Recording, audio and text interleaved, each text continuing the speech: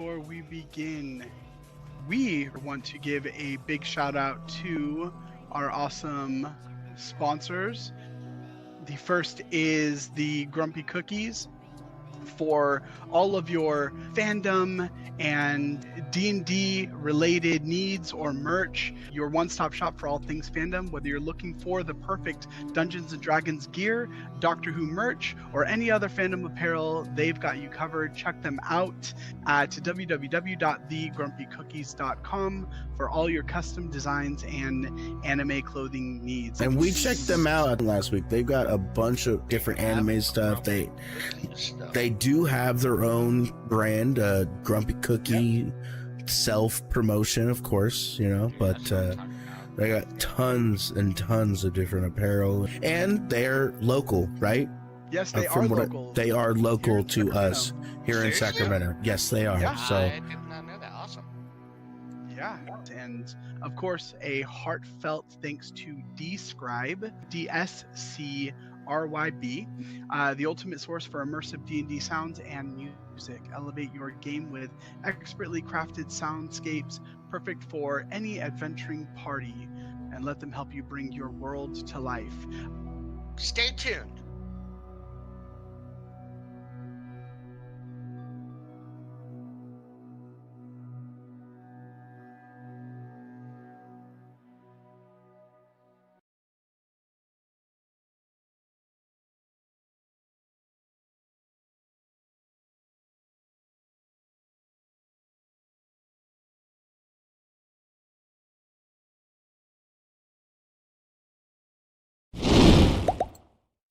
Back after that. So let us all suspend our disbelief as we enter into today's episodes of Dragon Ball Z, Dungeons and Dragons. Shadows in the sands.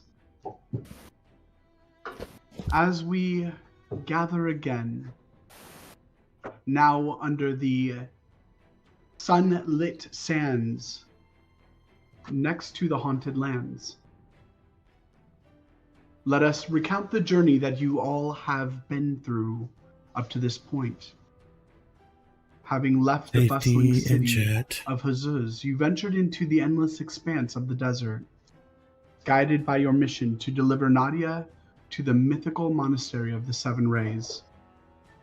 There, the hope remains that the ancient masters will help Nadia harness and control the immense powers she holds. Powers that even now remain mysterious and volatile. Mounted upon swift and agile sandstriders, the desert stretched endlessly before you, the twin moons casting their silvery glow across the dunes.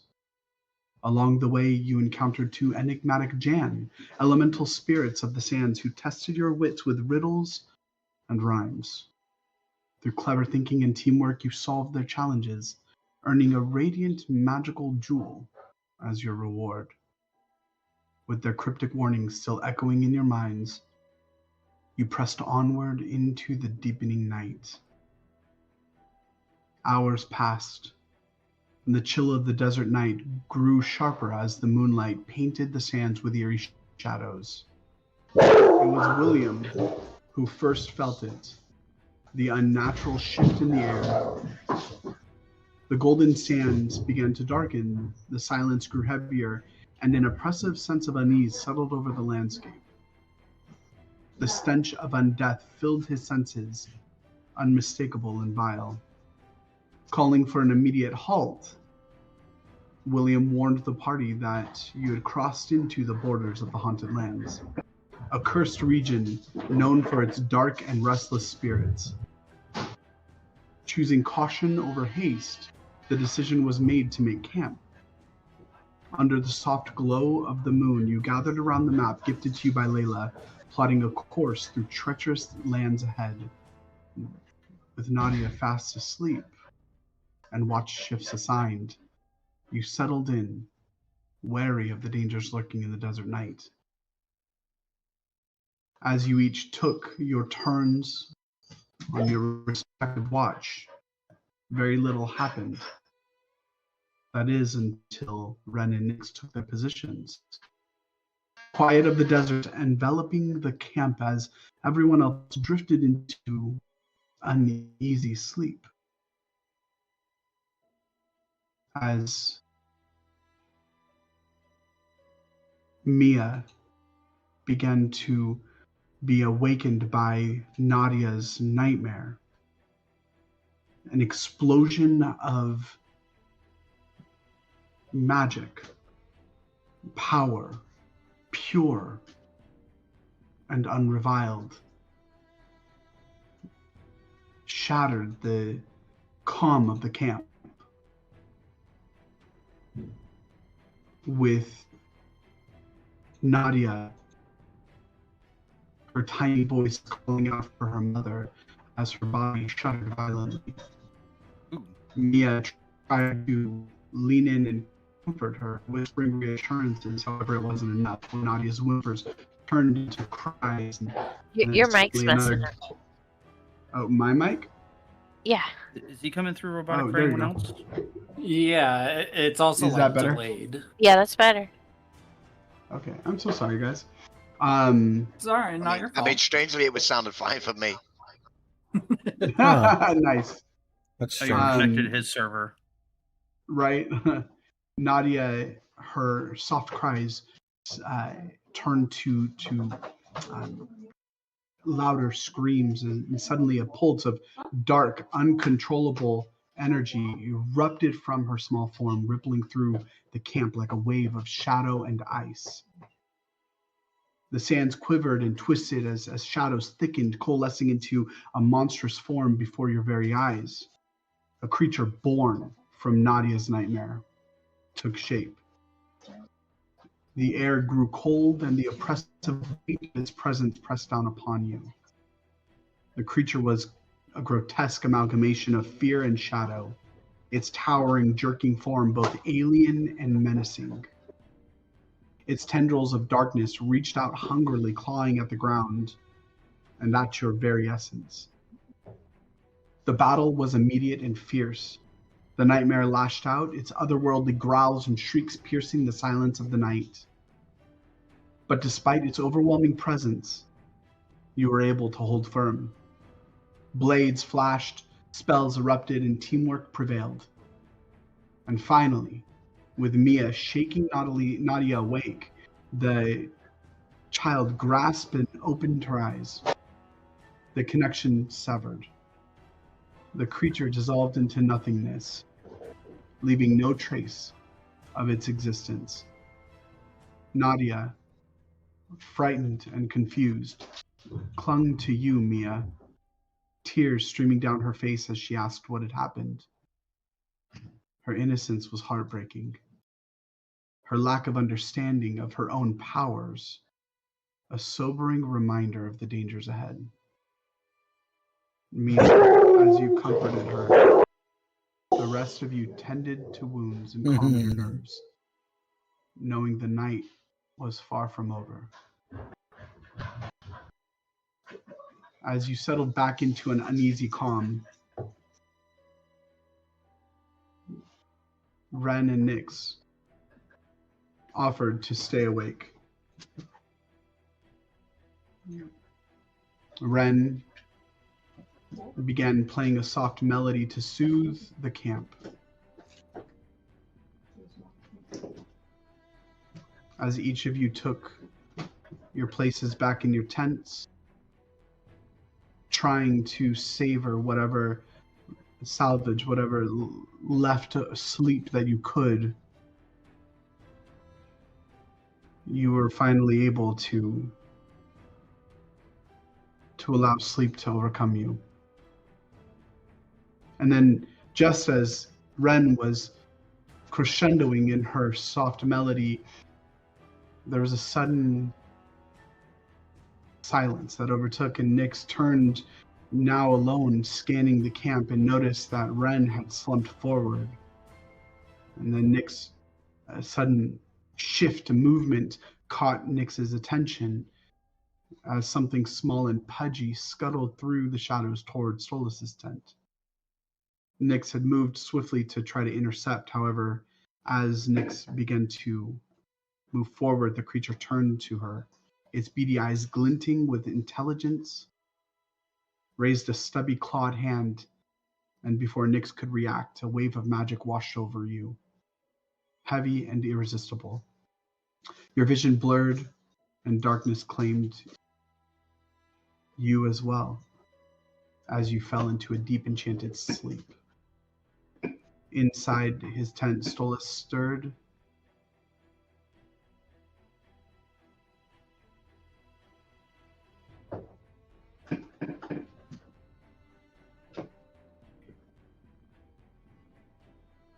And now,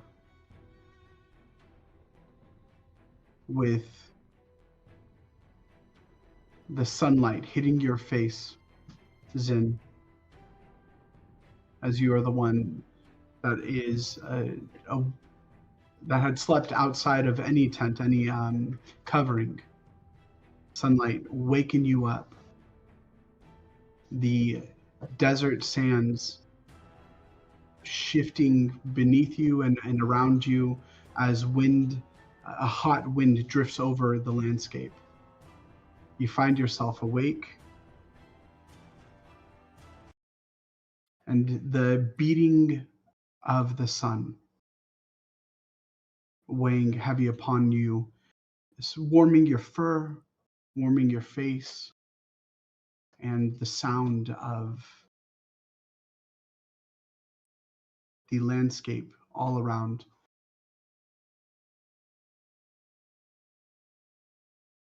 As last night held a very strange and harrowing, tough encounter, a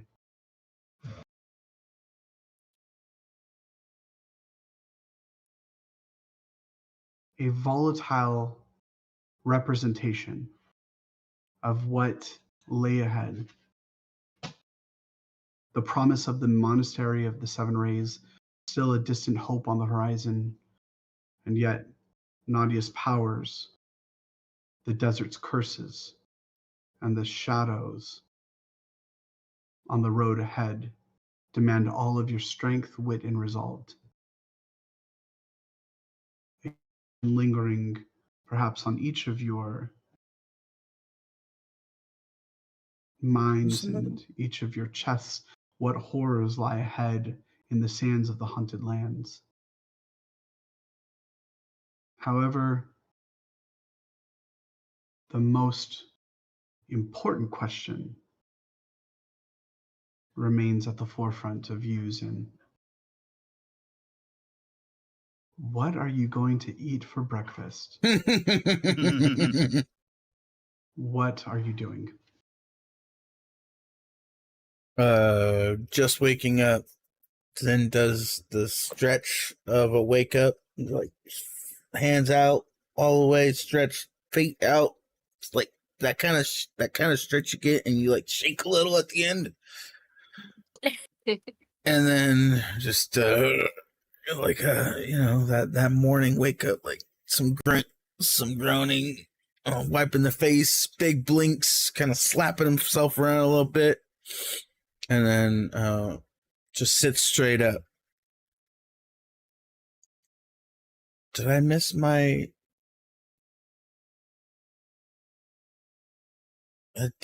turn? Right, because I never even got to do watch.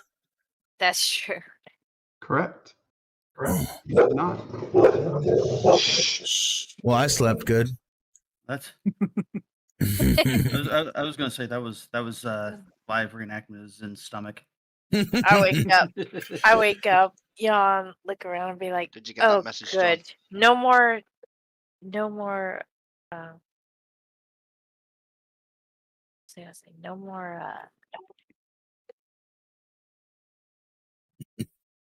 Nothing else happened in the night. Anyway. No more unexpected surprises. Yeah. That we know of. My brain just blinked on me. So Zin will get up, and then is everybody else still asleep then? Is the camp alive, or am I'm the first one up? You are the first one up. Okay, well, I'm gonna go ahead and tiptoe away up to the spires or this rocks. I'm gonna climb up, and I'm gonna pull from my bag a ration and enjoy my breakfast with my mouse companion, Whiskers, because I need some alone time. Okay, this group is crazy. Do me a favor as you do that. About how far away would you say that you are? About how far would you are? Mute me, please. Mute me, please. Sorry. I'm figuring things out. Pie. Hey, pie. Love me some pie. Pie. Pie. Pie. Pie. Pie. Pie. Oh my! Pie. The follow. Pie. Thank you. All right. Sorry for the about that, follow. guys. I appreciate you. So about how far Cheers. away would you say that you are from the rest of the camp? Zen? On the edge of it where we had parked the sand striders. I was curled up with one of the sand striders, so I was already probably a good like 5 feet away, and then Zen? I'll probably. He's muted. Can you hear me? Hello? There we go. Now I can. Oh, okay. It's probably because I like alt tab or something. I was on the edge of the camp already, curled up with one of the sand striders when I was sleeping. So once I woke up, I moved probably maybe like 5, maybe 10 more feet away up to one of the pillars. Okay, so when you first woke up, Hi, I got you. okay, yeah, that's good. So you, go ahead and role play that out. So, like I said, Hey, go, guys. As Whiskers, Go. you hear the sound as Whiskers kind of crawls up Oh, your chest and does some little mousy sounds. right. So and kind of looks at you. yeah, so I just pull out my rations out of my bag and I crumble a little bit up. And I pretty much fist at all of it at once, but I leave a couple crumbs for him to like climb out onto my arm and have some breakfast and make sure Whiskers is doing cool before I like have him hiding away in my clothing for the rest of the day. Okay. And then just after like a couple minutes, you know, maybe like 2 or 3, I'm gonna climb back down and then go into. I would likely probably check on William first because, I mean, yeah, it's roll call. Well, remember we ended last time with Mia and Nadia in William's tent. Mm-hmm. Yeah, so I would not be opening the tent. I would simply go to the tent and stand there, and Zin would give you a. Well, before you do that, as you approach the camp, go ahead and give me a perception check. First roll of the night. Yeah, Zin, you, as you're passing through, you see Ren slumped over, loot underneath her, just kind of poking up, and her face kind of tilted to the side, a bit of drool coming out of it as she is knocked out, kind of butt in the air a little bit. Well, I'll go over to her first and make sure she's not dead. You look over and you also see a couple steps away off adjacent Ren, Nyx, having fully slumped over. You see her kind of sprawled out face first in the sand as well. Okay, so panic sets in a little bit. And which one looks more dead? In fact, he kind of like double takes. He's like, this one, that one. Which would do? and then he calls out, help! And then he jumps on top of, I guess, Ren, and like tries to shake her. You hear a loud yawn coming from Stolas and said, I don't need to be so loud. As the temp lap kind of gets pulled to the side, Stolas is in like this like very simple nightwear. He's currently holding a little mug that says #1 astronomer in it and stars. It's got the steaming liquid in it as he casts Goodberry. It's just slumped over with his morning coffee. What's all the yelling about? As you jump on, as you kind of open up your tent, you see Zin pounce on Ren. Pounce? Yeah. Mm-hmm. Go ahead and role play it out, Ren. As you Do I need are a roll or anything? as you are awoken Okay. by a pretty solid-bodied humanoid monkey humanoid landing full force on you, kind of knocking the wind out of you. Keep good care of my fur. It's soft. Thank you. To mute yourself. I have you muted. Thank you. It's for the Okay, I have a best. couple of I'm here, by the way. Okay, welcome back. Oh, who would keep losing? You have to mute yourself. Matchbox. Oh, Can you hear me? I have you muted. Thank you. I have a couple of questions. So this scene has Ren in it. It's gonna be a while. I'll get my coffee. And, No, we can't hear you. Mia, would you like some coffee?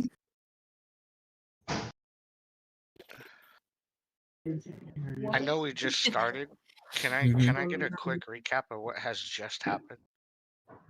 I'm waking up. I fed my mouse. What? I'm coming into the base. Okay, hurry up, dude. We're Ren on live. is slumped over, and so is Nyx. But the question I have is, do that's they right. That's right. The musical hymn and everything. do they look like they just fell asleep on watch duty, or do they look like something's wrong? Who sleeps like that? If you're that tired, you could fall over and sleep anyway. Probably. They're on watch duty. I don't know. As a soldier, I would agree. Honestly, factual. Okay, but they're not soldiers. They look like they got knocked the F out. Yeah, they look like they got tranquilized. Nyx, why are you sleeping in the middle of the dunes like this? And he'll kind of like poke and jostle Nyx Yeah, I with can his hear you. foot. Oh, Mia says she can hear me. Yeah, I Of can hear course, you. you can't hear me. You have me muted. Lols. We can hear you. I'm right next to him, so my bad, y'all. I have a couple of questions in outside of the game. Okay. How much do you weigh? And when the word pounce is used, to what degree is it your feet? All Well, four limbs? You're Is it sitting in a just chair, correct? a puppy kind of jump on you where you rear up on your hind legs and then land on me with your front legs kind of thing? Are you in a chair? Did it shut down on me? I think we were just hearing her through John. Now we don't hear nothing.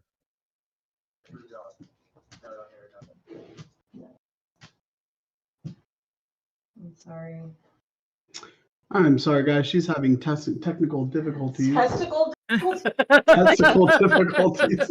That sounds terrible. We I mean, completely... I don't want to say the line, but I want to make sure that this stream Oh dear. is 18 and above. Oh yes, we're Mature definitely stream. labeled as mature. Ooh woo. Ooh, oh my gosh. Oh my gosh. Adult content for sure. So what is Ren about to say? Okay, I'm so sorry. Can you hear me better now? Yes, Yeah, I can hear you. much. Thank And for goodness. your question, because we heard whatever you're sitting in the chair, right? Yeah. So I probably would be like almost all fours reaching out towards you, right? Oh, And no. I'm like- on the ground. I'm sitting cross-legged on the ground playing the lute. Well, you're asleep, but like, Well, I was.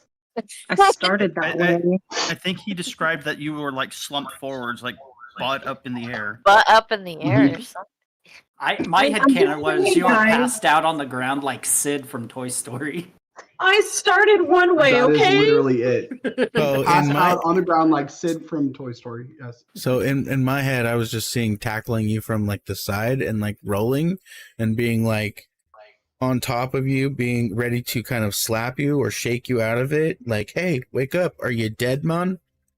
Like, Okay, just wanted Yeah. to check. All right, with that, it'll be. Oh my gosh!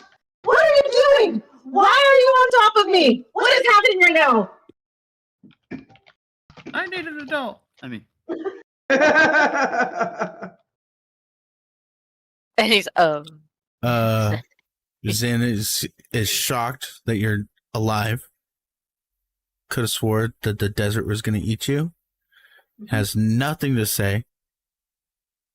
And he Oh, no. simply looks a little embarrassed, a lot of shocked, stands up, dusts himself off. That was an accident. I saw a spider.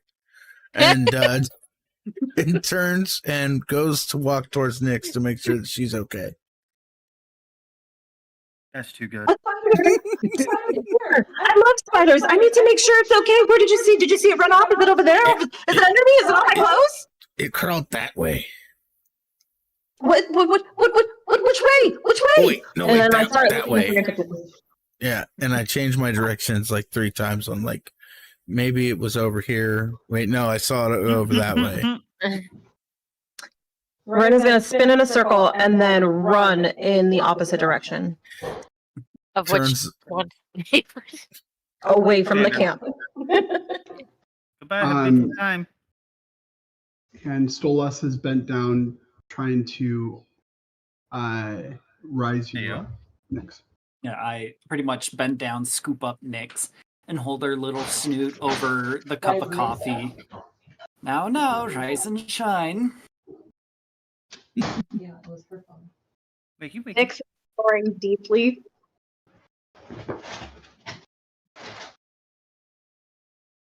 Don't think I can. Still snoring? I guess you gotta pounce on her too. Oh, I prefer the term froggy style, but oh my. Getting froggy with it. Oh no! Okay, yeah. Is she waking up, Nyx? she's still asleep. And my camera. Kind of like hold her by a foot and kind of like dangle her a little bit. You know those dreams where you like feel like you're falling and you startle awake? Uh-huh. That's what happens with Nyx when Stolas is dangling her by her little foot, and she lets out a little shriek. Oh, look, she's awake.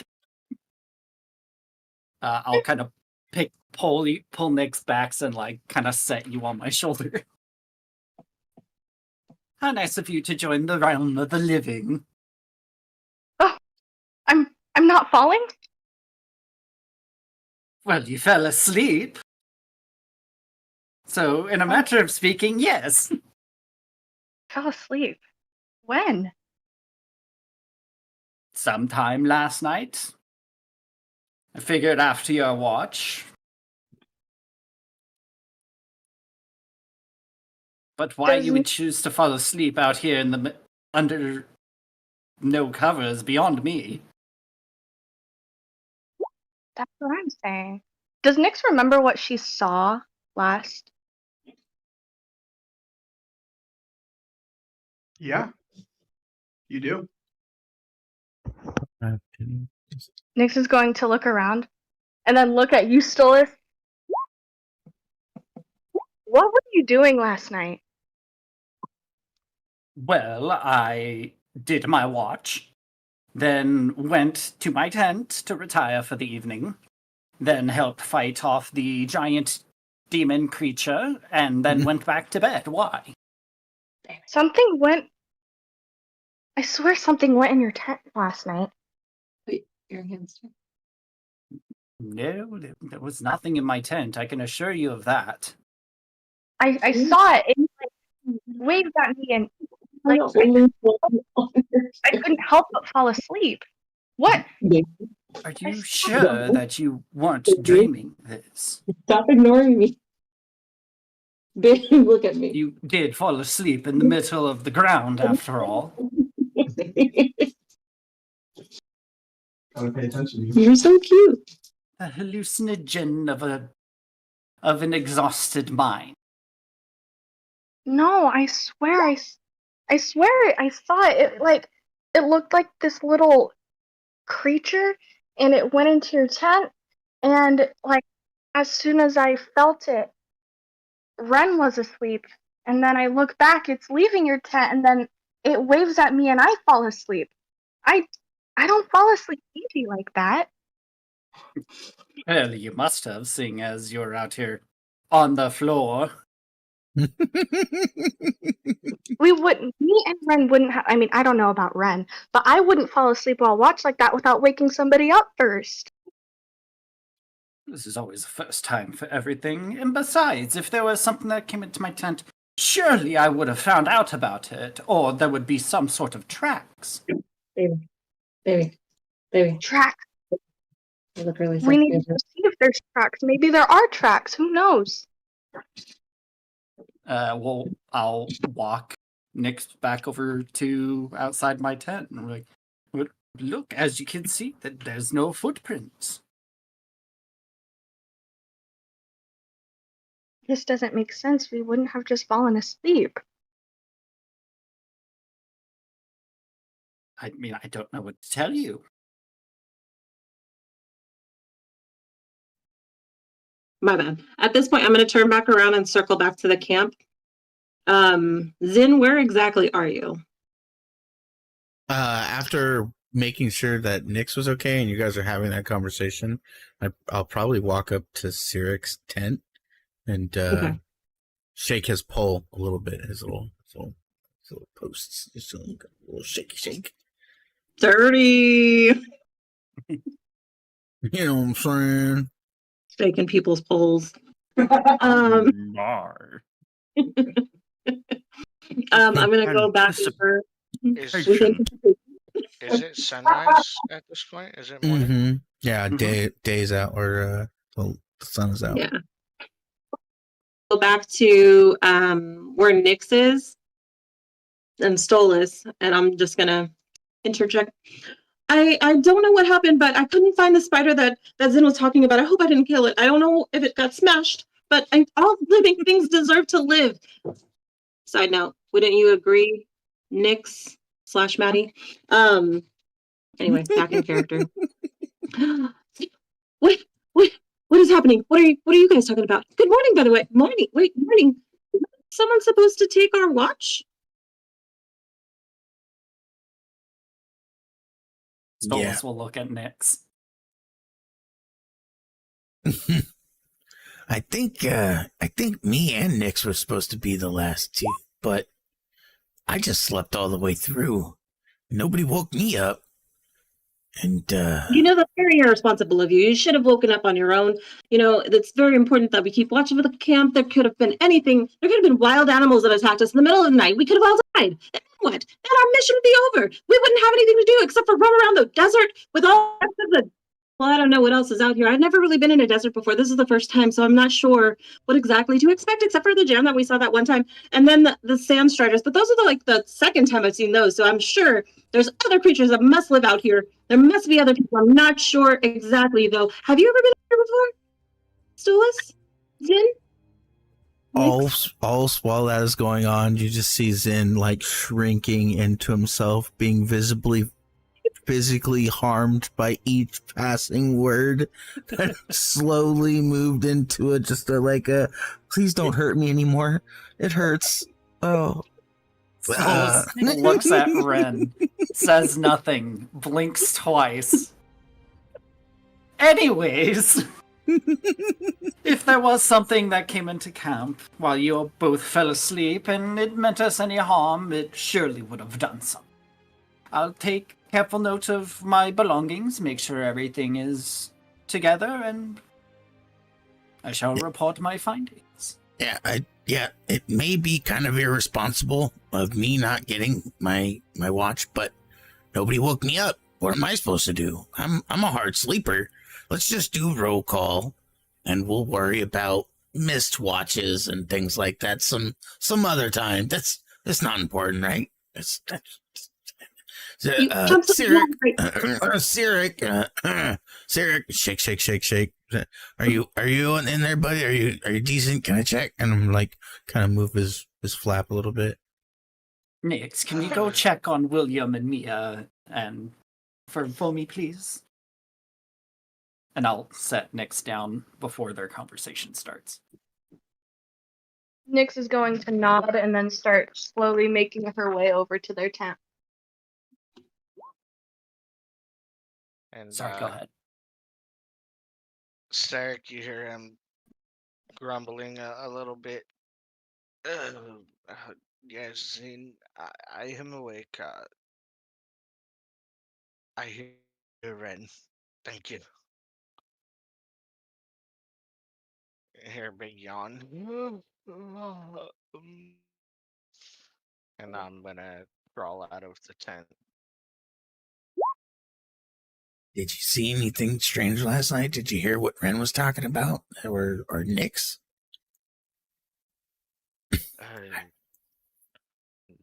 No, I'm clearly unaware of what had crashed so hard. I don't.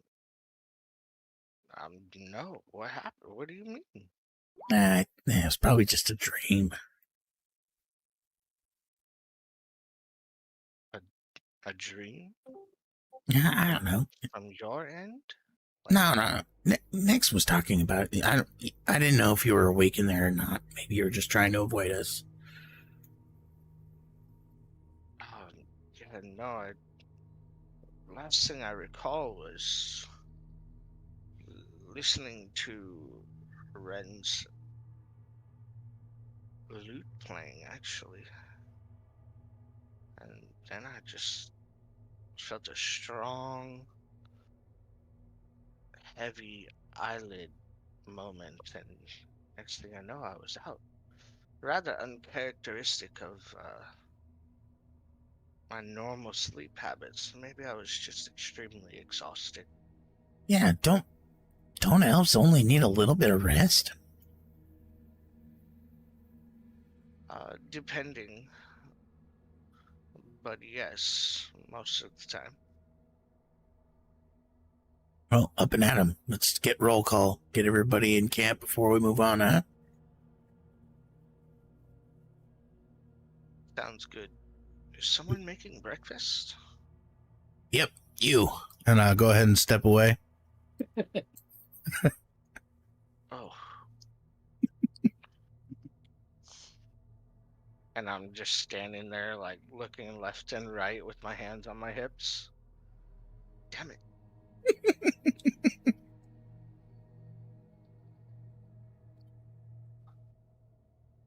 And then I'll go ahead and see whomever's going to get what Vandal and the rest of the gang. Who was being sent? Who was walking over there?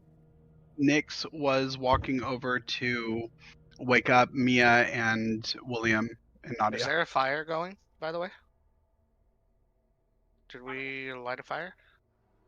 There was one at night. At this point, as you look over, Sarek, the fire has gone completely out. There's just bits of ember that's still burning amidst the ash of the wood that AFK a minute, guys. that Be right has back. all but completely burned. Okay, so that kind of sparks an interest in regards to why in Sarek's mind he's going, why would the fire not be going this early in the morning? Someone let it die out, is what I'm thinking in my mind. I'm gonna keep that to myself though, as I'm gonna start rummaging through some form of pan or something. I'm gonna get the fire going again, and I'm gonna make some thin strips of meat, aka And bacon. just like that, out of nowhere, Vandal just suddenly appears right beside you, and he's like, "Yeah, here's a pan." Like literally, didn't see any footsteps, didn't hear him coming. He just appeared out of nowhere. The sand next to Sarek starts to shift as Vandal rises to the surface with the pan. And where'd the meat come from? Have we been carrying that the whole time to the desert sand? Don't think it's good anymore. It wouldn't be good. They're legally He tried, though. Desert bacon. Desert bacon. Desert bacon, exactly. Do me a favor, Sarek. Yeah. Can you roll a perception check for me, please? Yeah. Please roll low. If we eat it, we're gonna have to roll Constitution saves. You cook anything hot enough, it'll. No, At the this con point, it save just is to make it sure it to stays be- down. Right. I don't know about you, but eating charcoal not very palatable. Oh my gosh, right? Yeah, you as you look around the camp, you hear you notice Vandal right next to you, and kind of catches you off guard, and then you hear the fluffing of the wings and feathers of the sand striders.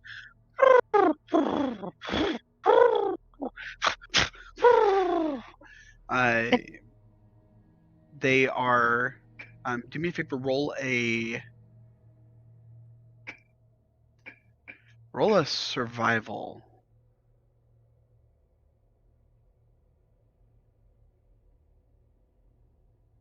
I watched Resident Alien season 3, so if you know, you know.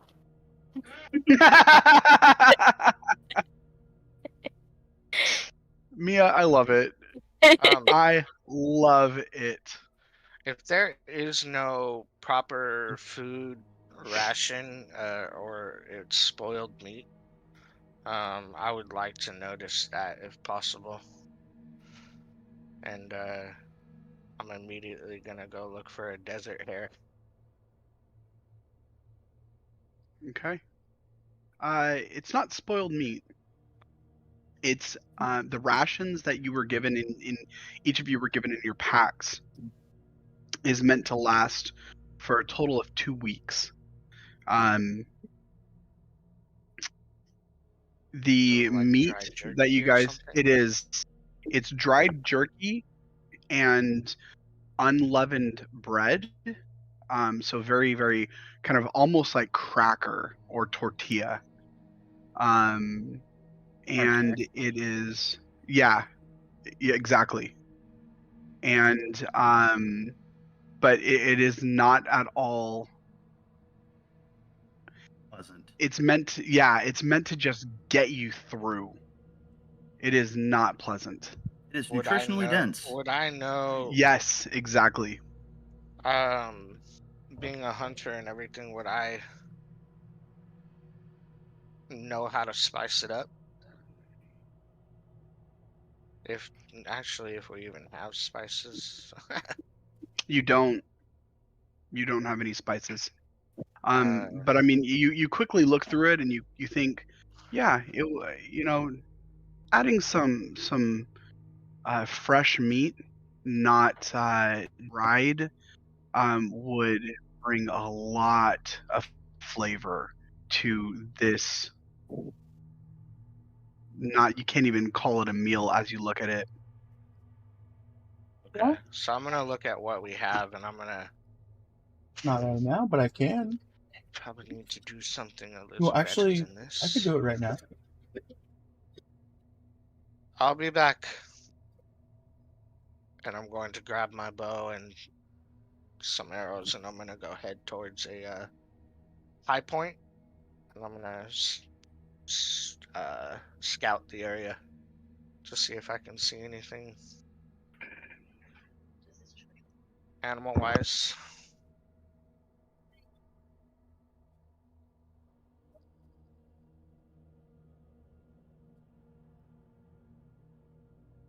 While you are doing that, what's everyone else doing? Stolas would just be packing his tent. Okay, That's- and Nyx, Yeah. were you getting Mia and William and Nadia? Yes.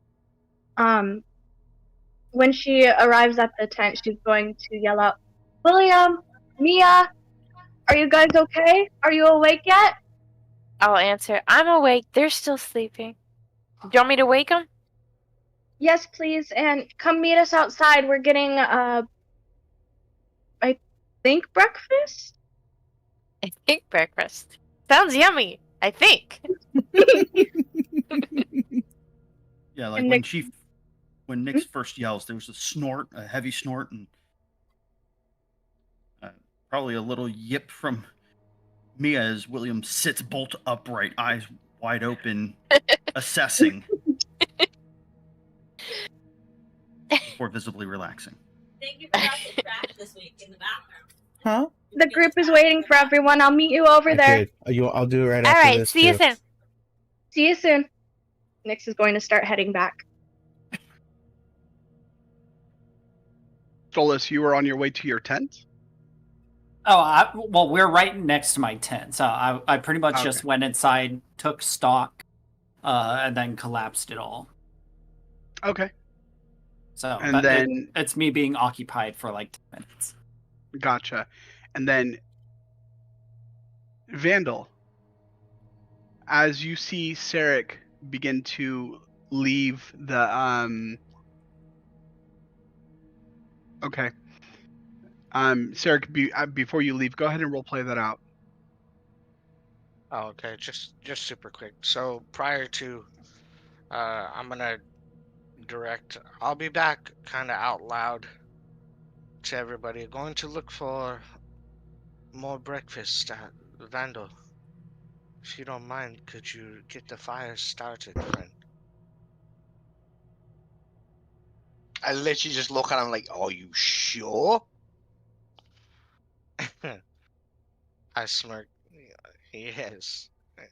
Be clever as you need to. I'll be back. Zin. Well, don't blame me when you Zin. come back to a smoking crater. Don't light up the whole campfire or the camp, just the campfire, please. Restraint.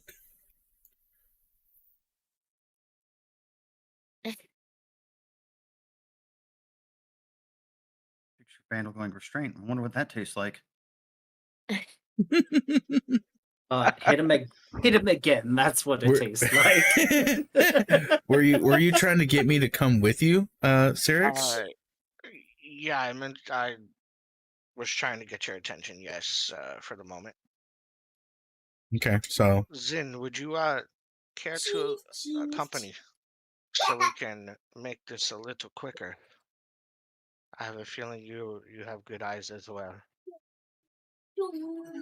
yeah, I guess I've never been much of a hunter, but if you want a buddy, I guess I could join you. Yeah, And I'll kind of stand up and walk over towards with you as whichever direction we're leaving.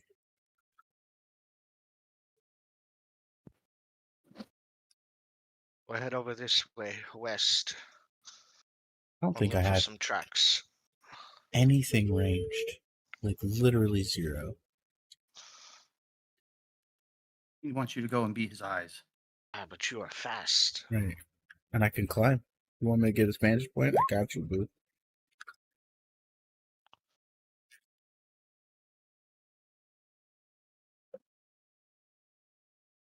Excellent. We'll be back. And then what is Vandal doing with this jug thing? What's going where what? Probably make something explode. Turning Oh, it into a Well, I was something to start debating what to fires. pour out.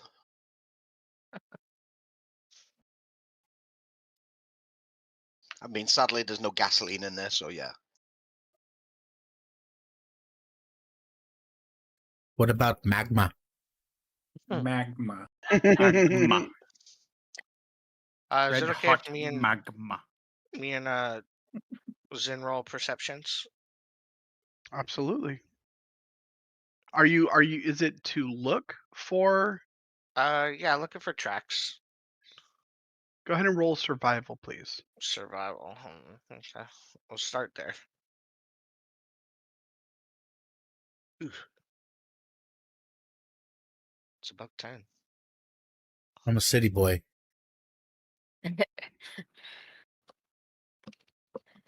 What type of elf is this? What elf? And this is a desert, so Yeah. it's about as opposite wood as you can get.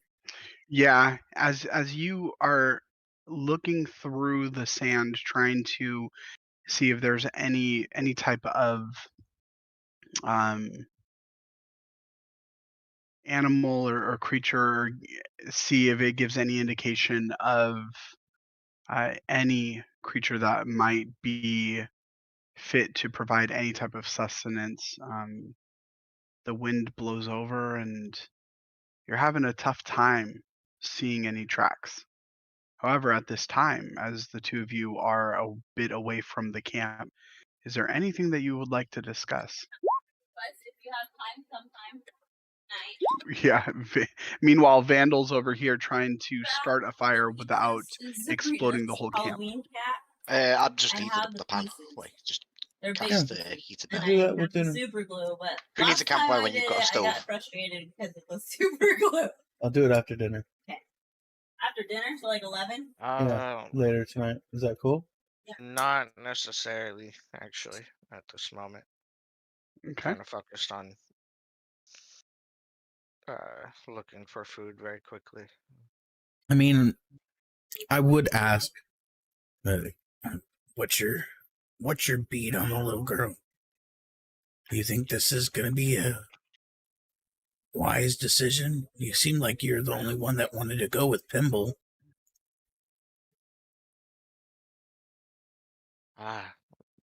Nadia. I think she's Yeah. very interesting. Quite the little girl, quite the power.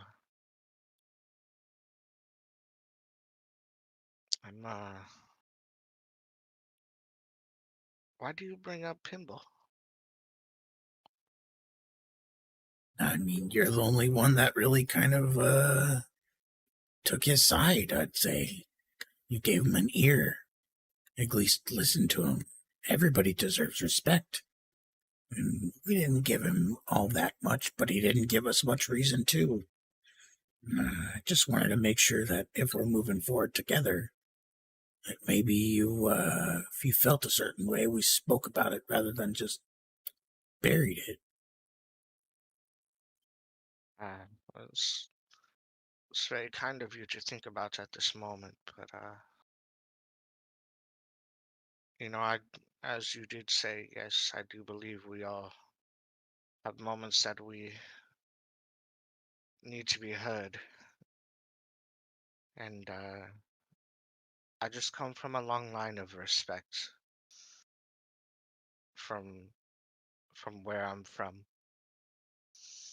And nothing wrong with that. I'm a street rat. I deserve respect, just like the Sultan, just like an orphan. Doesn't matter, we're all people. I put my arm on her shoulder. You're not wrong, friend. And I'm gonna look down at the ground and look out into the distance.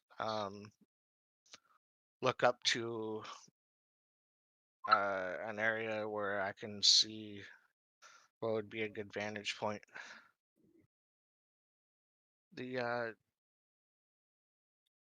pinball situation. At this point in time, it is what it is. I do feel sorry for the guy. We'll see. Maybe he's there when we return. Who knows? Hopefully, he's able to find some comfort in his troubles and his situation. But for now, I think we need to find some food for our party because this jerky, whatever, bread, it's not gonna cut it. Nope, and I'm really freaking hungry. And I'm all out of bananas. You son of a bitch. I smack him on the back of his shoulder. And I'm gonna go look up here. See if you can see something over there. And we'll split off, proceed with trying to find a meal or something worthy of eating.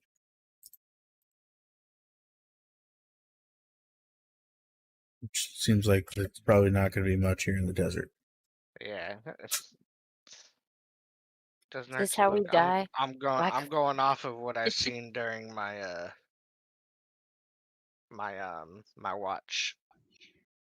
So I know there's desert hares out here. They're probably in the shade somewhere. We survived the dream monster. Now we die from lack of food. Food. We're not going to go hungry. We just don't have tasty food. What are you talking about? My coffee is delicious.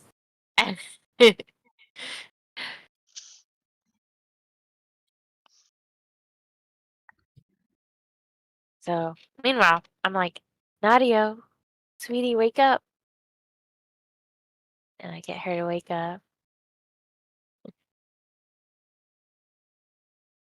Who's this? William's Back getting himself open again. dressed and donning his armor. Not with us. Oh, okay. You just meant... He's wearing he's getting the rest of the way dressed. Okay. I was like, instead of just parading out of the tent in his pants and just pants like before. Makes more sense. And I guess when you leave, we'll get dressed. I know. So I'm guessing you go out of the tent first then? Probably. And then we'll get ready.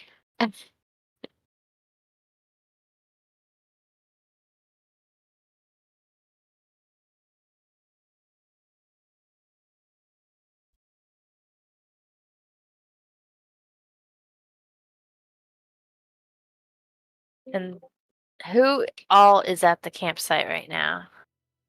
Like, you know, like not in their tents and not out hunting. I mean, like around the campfire. Just Vandal and Nyx? Or anyone else? Ren's probably in the vicinity. You can hear like some rumbling coming from Stolas's tent as he's packing up. Okay. When I get out of the tent, I'm gonna go over to Ren and Nyx in their area and ask them what all the commotion was this morning.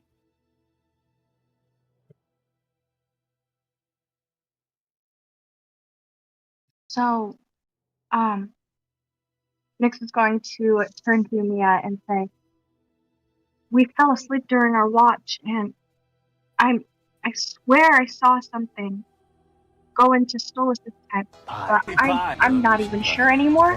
I could have been super tired, but I didn't feel super tired at the time. And Ren was playing her lute before she ended up falling asleep. And I didn't know what happened to her, but we were just trying to get everybody awake and make sure everybody. Okay, well, I heard Rin screaming. What was that about? Then jumped on her to wake her up, make sure she wasn't dead. Ren, do you want to take that? Is that how you wake someone? You know, I was quite confused as far as him jumping on me, but he said it was an accident and there was a spider somewhere. I don't know where it went.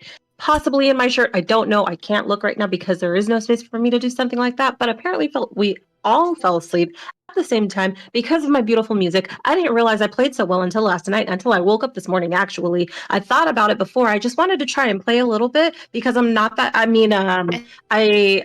this is a newer instrument for me, and because my finger was still broken, I didn't want to re-injure it, and this was just an opportunity to play, and while no one was really paying attention, and somehow I just played so beautifully. Maybe it was because of my broken finger, I don't know. But now that I think about it, it might be because of my broken finger, because I've never had a broken finger before, and since it's been like this, I have been experiencing a new lease on life, so I'm pretty sure that this is a good thing for me. What about you? What about me? What do you mean? What did you think of my music? Oh, it was lovely. I fell asleep listening to it. Wonderful. We all did. Sorry, give me a second. That is absolutely wonderful to hear. I think I need to do more practice, but probably not at night because all of us will fall asleep at the same time. I think I'll practice by myself alone. That way, if I do fall asleep, then you guys can just come wake me up and all of us won't be asleep at the same time. We know it's and an then advertisement, when but there's a good opportunity, I can put on a concert for everybody. That's a good idea. At least nothing else happened last night. I'm glad to hear that as well. For some reason, though, Zen didn't wake up like he should have, and I'm going to kind of whisper. I think I made him feel a little bad about it. Huh? He was supposed to be on watch after us, but I guess he fell asleep as well. Well, you said that you fell asleep, so that's probably why. I was closer to the music, but I don't know how far away he was. Oh, well, it doesn't matter. We survived the night. We're good. And a beautiful night it was, except for that whole spider thing. I wouldn't say a beautiful night. We did fight a huge monster. That's true. Or y'all. But it worked out.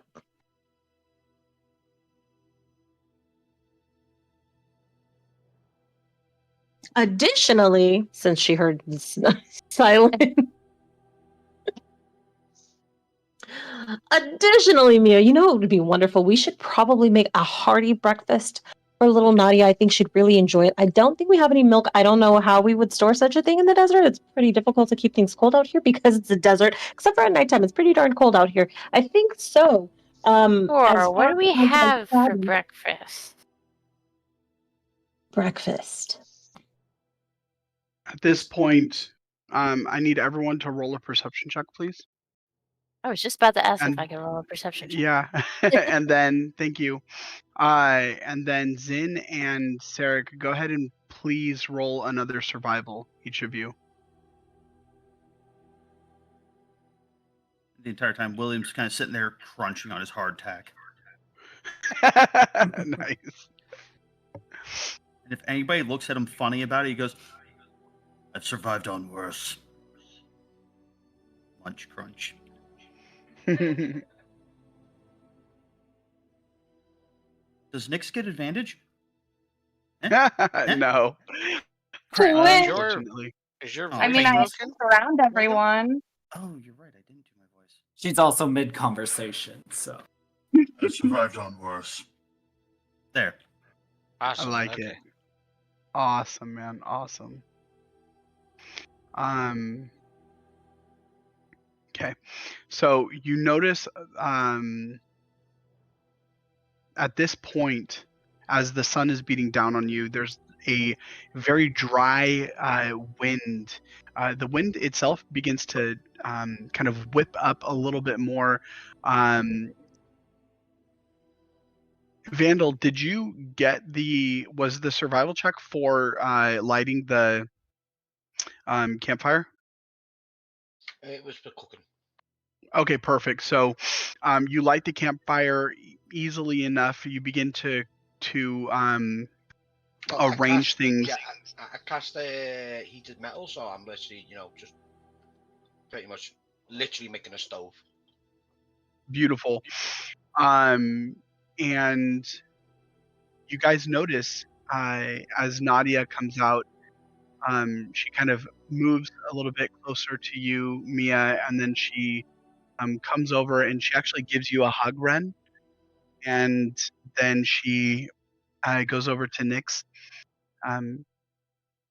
Thank you. Thank you for helping last night, and thank you for the lights, Nyx. And then she runs back over to Mia. And as you guys are standing there discussing the sun beating down on you, you feel the warmth of the sun begin to heat up your clothes, heat up your skin. At this point, it's about 88, almost 90 degrees outside. How and early? It's 8:30, getting close to 9 a.m. in the morning. Ew. Already that hot. Welcome Yes. to the desert. Yep. So please continue. I just want to let you guys know the temperature it currently is. While with the hardtack in his mouth as he's like taking bites of it and like drawing it into his mouth, nibbling away at it while he's working, he is going to fashion effectively like a cape of sorts, a mantle out of his tent, or part of his tent if he can. Some cloth material, basically something to kind of shroud him from the sun. Good to know. Whew, it's gonna be hot today. Not gonna use those long, just golden locks. Ain't that thing.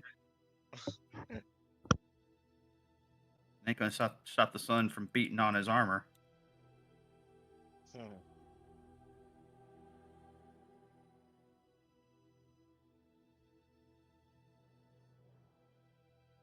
Stolas, what are you doing at this point? I mean, probably at this point, the 10 minutes has kind of passed. I'll finish packing up my belongings. Be like, all right. And I'll look over and I'll stare at Vandal as he's just sitting there waiting.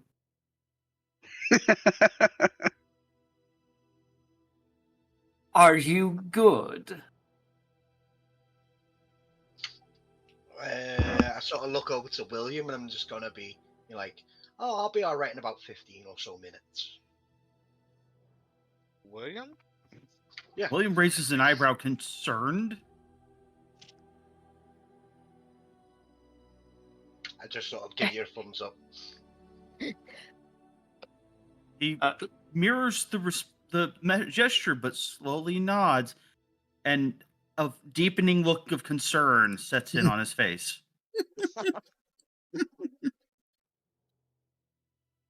Only thing he knows for certain is you are squirrely as hell, and the fact that you are referencing him in your plans has him deeply, deeply concerned.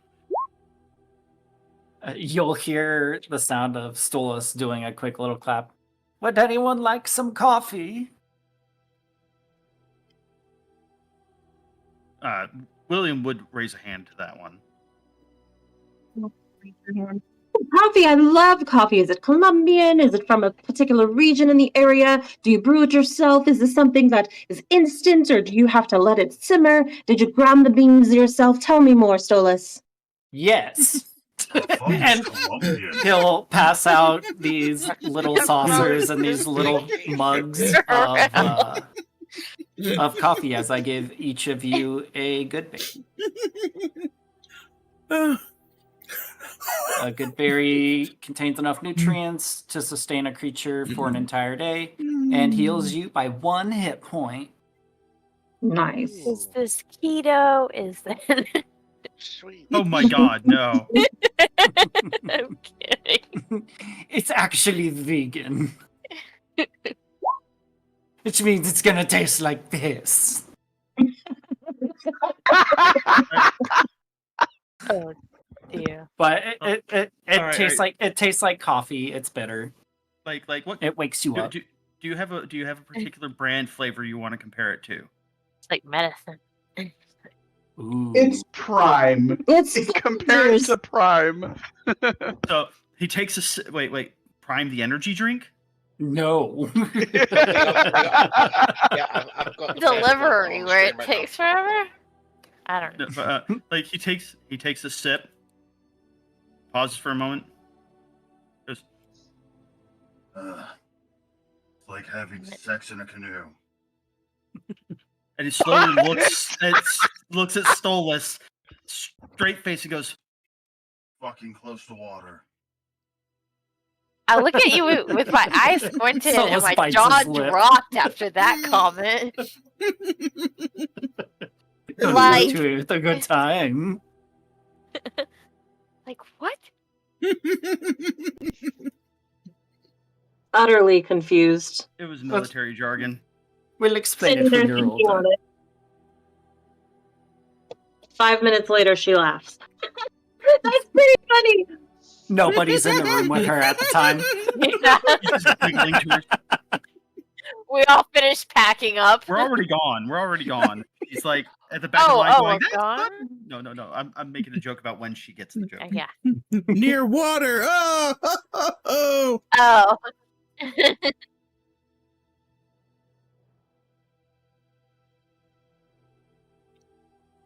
My gosh, that's epic. That's canon. That is absolutely canon. Nadia What, looks. that William said that? Yes, and then like 5 minutes later, like Ren starts cracking up out of nowhere.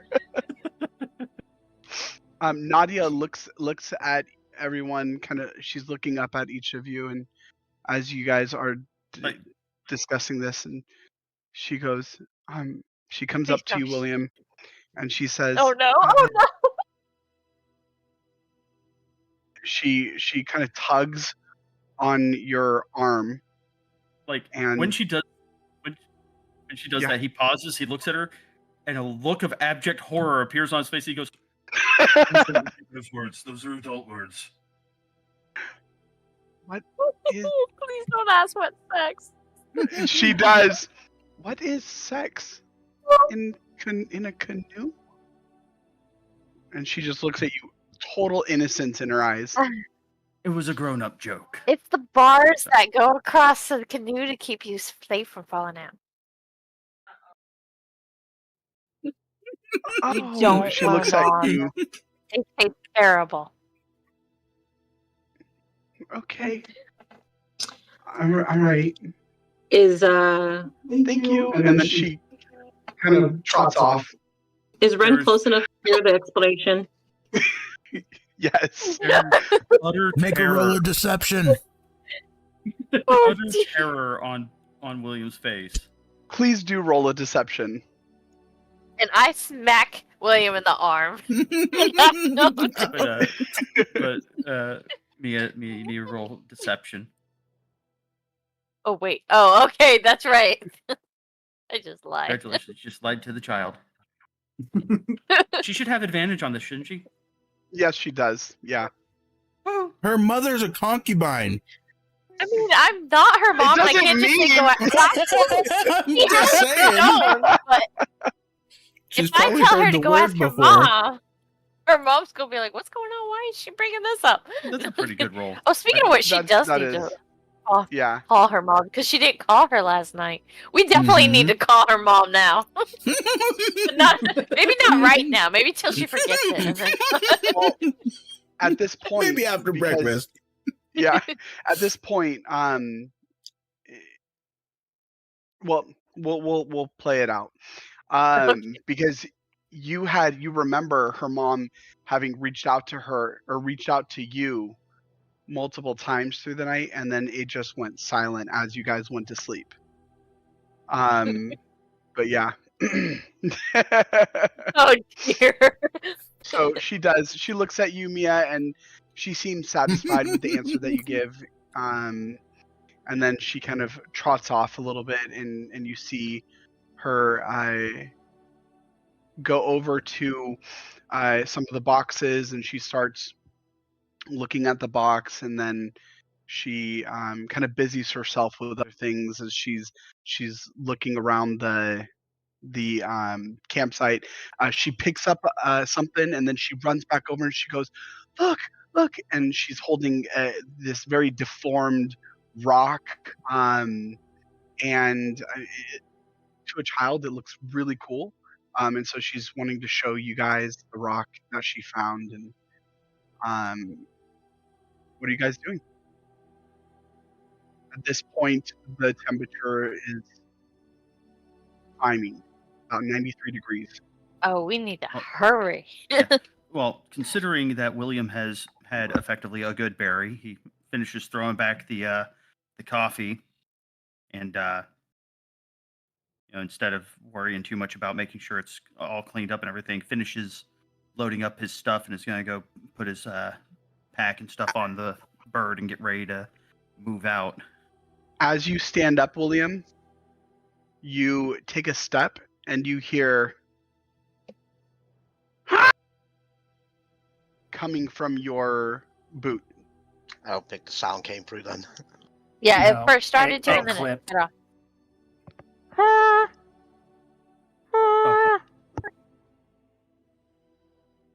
Your boot? Hmm. There's a Nix in your boot. William stares at the boot for a moment, Do you and test it out? like he lifts the foot up and then sets it back down again. Do you put pressure on it? Yes. And At it's this like point, at this point, fucking Vandal's bursting out laughing.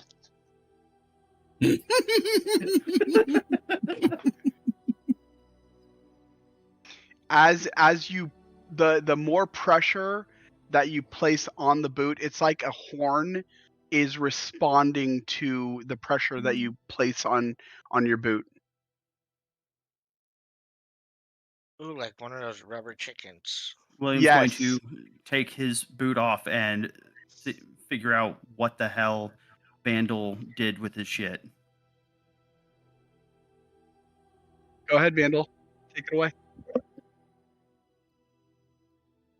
Well, I'll be like, it's okay. It's just whenever you get a little bit frustrated with me, that'll happen. So, Which he stares at you for a moment and he goes, I wasn't frustrated with you until it happened. you gave me a funny look. You gave me a funny look. No, you gave me a funny look. After you gave me a funny look. All right, I'll give you both funny looks. Oh my gosh, Mia, I love it. The mom of the group.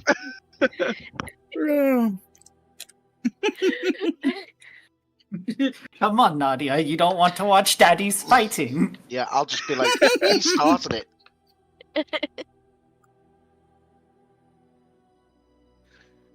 There. It's 90 degrees out. I hate to see what you guys feel like at 120, so. As you take off your boot, Nadia comes up and like the sound catches her and she runs up to you, William, and she goes, "Oh, Mr. William, can I?" And she tries to take the boot from you. he'll hand it over to her. And she sits down on her butt and she puts the boot on, and it's way Up to too her, big. like- Yes. Yeah, it's like up to her knee. And then she tries to stand and she puts all of her weight on it, and she immediately begins to giggle, and then she goes, "Can I have the other one?" He hands the other one to her. And she puts it on, and she's trying to walk in it. And then she goes, and she's trying to walk. She's not getting really far. She's just scooching through it, and then you watch as the sound begins to dissipate, and it just kind of dies out until the boots no longer make the sound.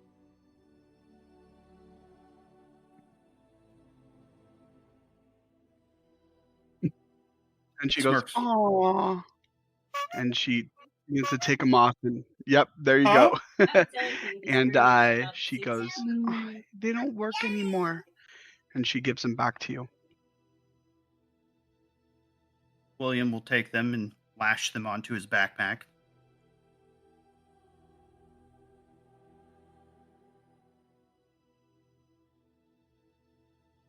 You don't want to put those on, huh? It seems whatever short Probably gonna ask Jeremiah. spell was placed on them has at this point dissipated off. For now. For now.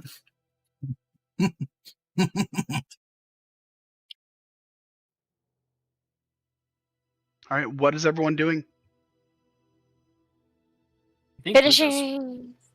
Go ahead. Packing everything up, I guess. Okay. So I guess we just break down camp and wait for Sarek and Zin to get back. We are, we're already been walking back, and we're probably about 100 feet away or so. So we're not far at all. We didn't really go that far. Okay. We're probably walking back ready in. to go? Okay. Cool. Yeah. Empty-handed this time. You'd think a desert might be a little less barren, but nope, sounds about right. Deserted desert. Yeah. But you know That's a what? We're pity. not walking. You know what? We're not walking out of here entirely empty-handed. We're walking back with friendship. I'm being corny. I'm being corny. An empty tummy. Did either of you want any morning coffee? Yes. At this point, yes. Because I don't have anything to eat and I'm You have honey and cream? Cheese butt. Oh, yes. Thank you. Do you two take a cup of coffee? If you don't have any honey and cream, I don't want any. It tastes harsh, but it'll help. Do I have honey and cream? I don't know. Probably not, honestly. No. Cream ain't gonna travel. No. Honey might, but cream won't. I just take Unless like it's magical half cream. a cup. Oh, Half definitely or, not. like- I definitely don't want that. Or less. I just take Straight like from unicorn milk. I just take like a little less than half a cup. Drink something. Thanks for Don't the wanna offer, though. waste it. You said, Sarah, take a good berry. Oh. Because I get 8 good berries and I've got 4 left. Just leave them. I mean, I guess everybody else, if it's that good, then I'll have some. I pick it up between the pinch of my fingers, and I look at it. I've seen these before. I never had one. Well, It'll knock your pants right off. do we need all the chocobos? Give or take an hour or 2.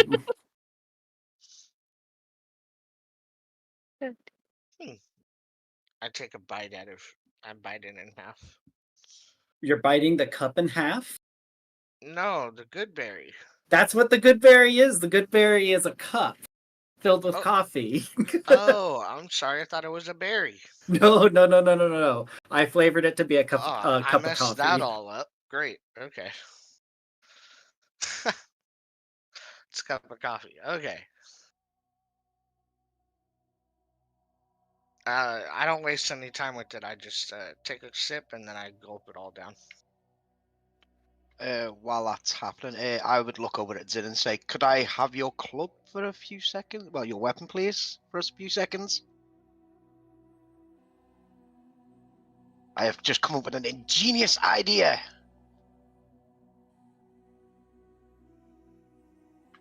Zin's.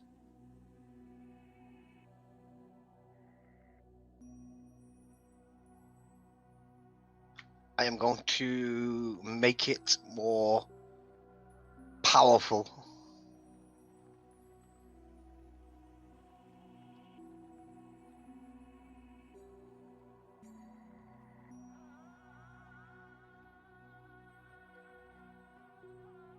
I'm sort of licking my lips and I literally just pull out a string and a bottle.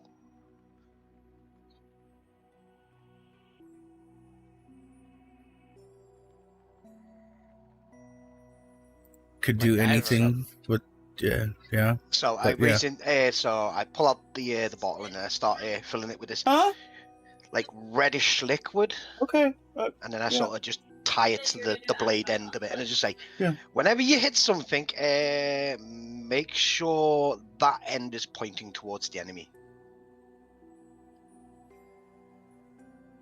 And to show you what I've just attached. So we'll just There you go. travel, I guess, and keep our eyes peeled for game along the way. Is that what we're gonna do? Definitely. If there's any snakes or anything. Well, it's that or you eat a good berry. Your choice.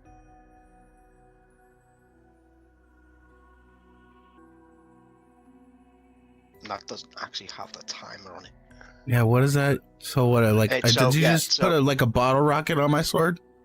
What it is, it's alchemist fire. So pretty much when it hits something, it's gonna burst into fucking flames.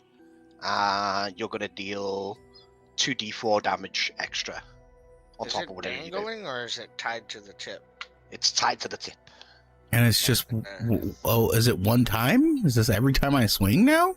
It's 10 minutes. Oh. You crazy Hit motherfucker. someone quick. Just start swinging in this darkness. Yeah. Sunlight.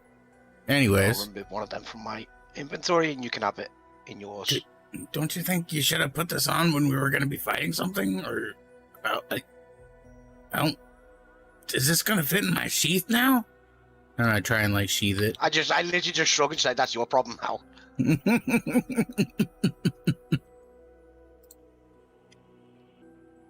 Yeah, I just looked at all my things and I'm not really a hunter. I'm just a magic person. I can't help. You know, look at that. I don't know what it is. It was supposed to be for my Kia when Derek someone gave it to me, but I didn't eat it the now. remaining sip of his You know any berry flavored coffee. not good? You know, like a good. Thank you very much, Stullis. That was very kind of you. Yes, it does the job. Indeed. And I'm gonna actually look over at Ren, and I'm gonna ask Ren. Actually, a little curious about last night. How are you feeling? She's gonna look extremely confused and be like, Did we talk last night? No, not at all. Oh. Wondering how you're feeling. Well. I heard a lot of the commotion this morning. Oh, of course. Well, thank you so much for asking. I do appreciate that, Sarek. I am feeling wonderful this morning. I think I slept like a baby. which is unfortunate because I was supposed to be on watch now that I think about it. But I slept quite lovely. I did not dream of anything, which is quite usual, but I would like to dream one day. I like to think of things that are beautiful and just prancing around in my head like other people, but apparently Nadia doesn't have that opportunity, the poor thing. We definitely need to get her to that monastery very quickly. I think it's very important that we start moving as quickly as possible, but I don't see everyone breaking their stuff down. Are you ready to go? No, I still have to break my tent and everything down. You want some help with that? I didn't even put my tent up.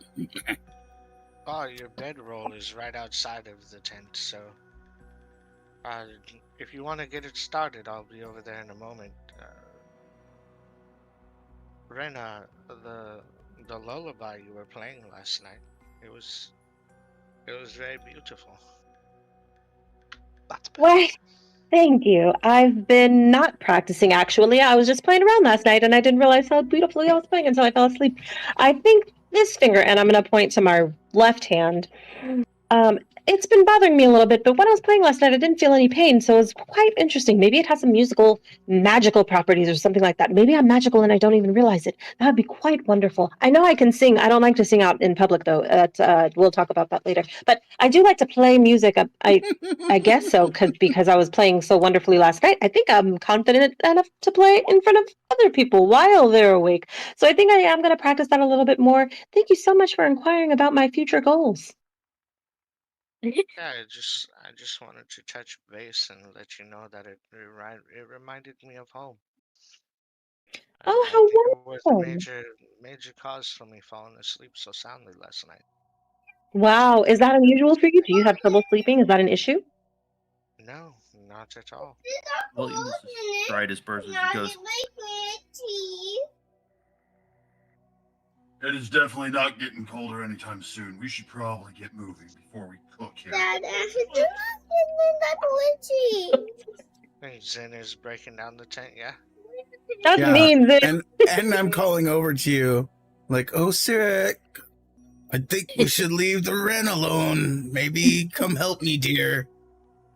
Yes, you should go help him. It's very important that we pack everything up as soon as possible. It is only getting hotter, just like William said. I almost called him Willem.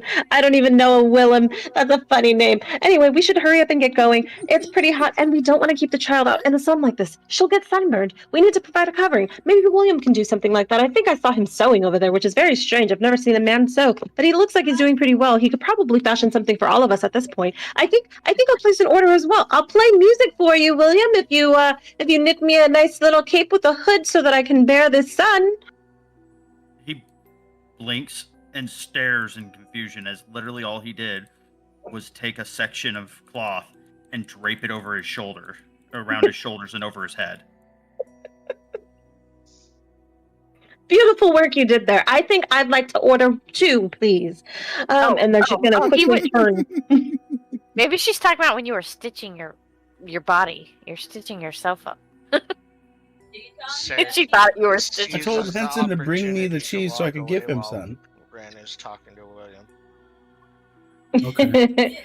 Ren is going to continue walking around the camp and clapping her hands like, let's go, everyone. It's time to get moving. We've got to get moving now. And I'll walk towards the Striders, mine in particular, and stand there waiting and then quietly whisper to the animal itself.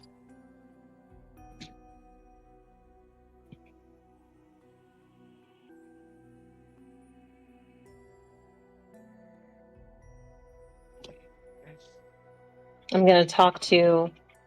Well, no, you guys can't hear this conversation. It's just between me and my animal. Never mind. That's a rude thing to say about John. Your animal. Brother, for stepping in for me.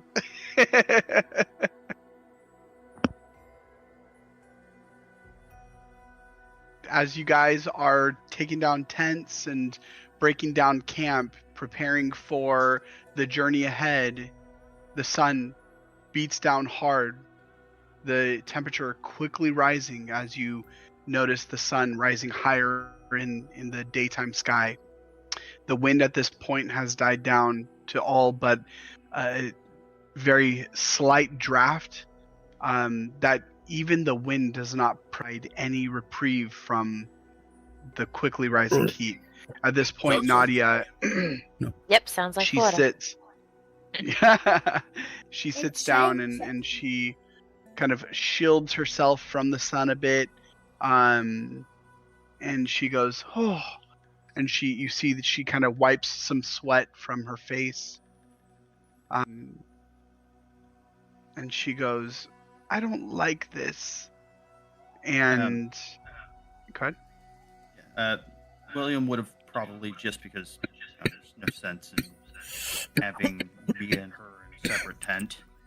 He's basically going to take their tent and like kind of cleave it in two and basically use it to kind of make a makeshift shawl and cloak, kind of wrapping lengths of it across their shoulders and under their arms. That way they've got a length of it they can pull up over their heads, and they've got lengths of it that they can use to kind of tuck their arms behind to hide their arms from the sun. Mm-hmm.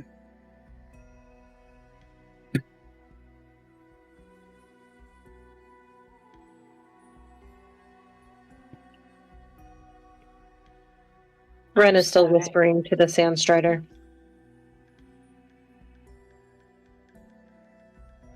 Shakes her head, laughs, and then continues talking.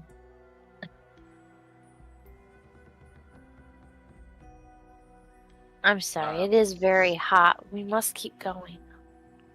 As Zin and myself are wrapping up, putting everything together and packing up, I'm gonna address Zin. I think it'd be a good time as any to gather the party and decide exactly what we're gonna do from here. I'll finish this up. Okay, let's get roll call, everybody together. Make sure we know which heading we're taking. Let's move. It's not getting any cooler, like William said. And we got places to go. The less sleeps we have to endure, the less chances the little one causes us problems. Wait, don't we need to talk to her mom? Shouldn't we kind of reach out about that? Oh, right. We can do that while we move. Yes, let's get her moving. She can do it. It's a great, quite too long. Man, I hate long stone calls. Thanks, I hate it. Just make sure the gods don't see you when you're having a stone call, though. They'll pull you over. Then there's always those roaming fees.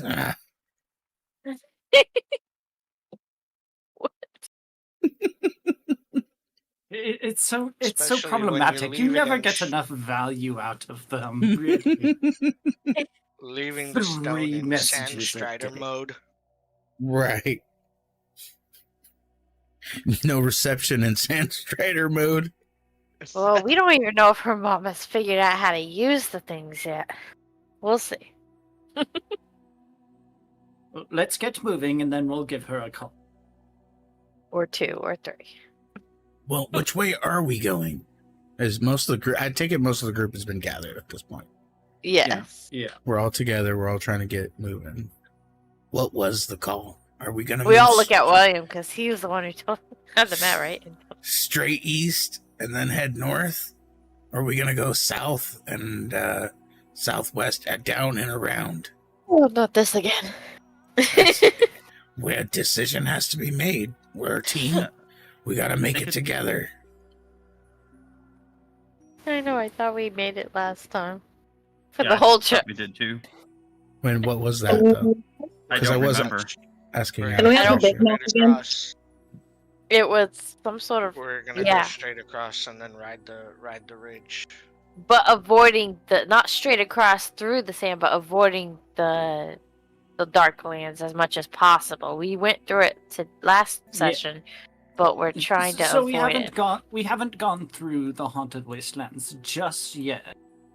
We do still have a bit of travel to go before we have to cross them, but Yeah, we can head north, ride this ridgeline, and then there's that one crossing that we were gonna go across, and then hold the ridge. So I think we have a line. Yeah, That's right. That's our determined route as of right now. Yeah. Ready, All right. Big? So we have our Doesn't heading. Let's go. There's any destination stops along the way either, though. I don't Oh. think we can Okay. dilly-dally. I think it's important that we get her to the location, get this power under control. I don't know whatever that was that attacked us last night, but it was strong. She's strong. She needs to know how to control this. I agree.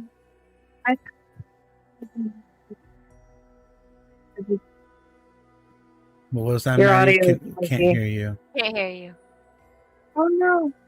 Use your words. Maybe just bring your phone a little closer to your face. Can you hear me? Yeah. Sounds muffled, but I can hear a little. Oh no, I am muffled.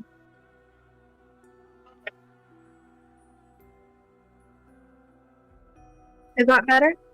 Yes. Yeah. Okay. I was just saying I agree then. I thought our decision was to get there as fast as possible.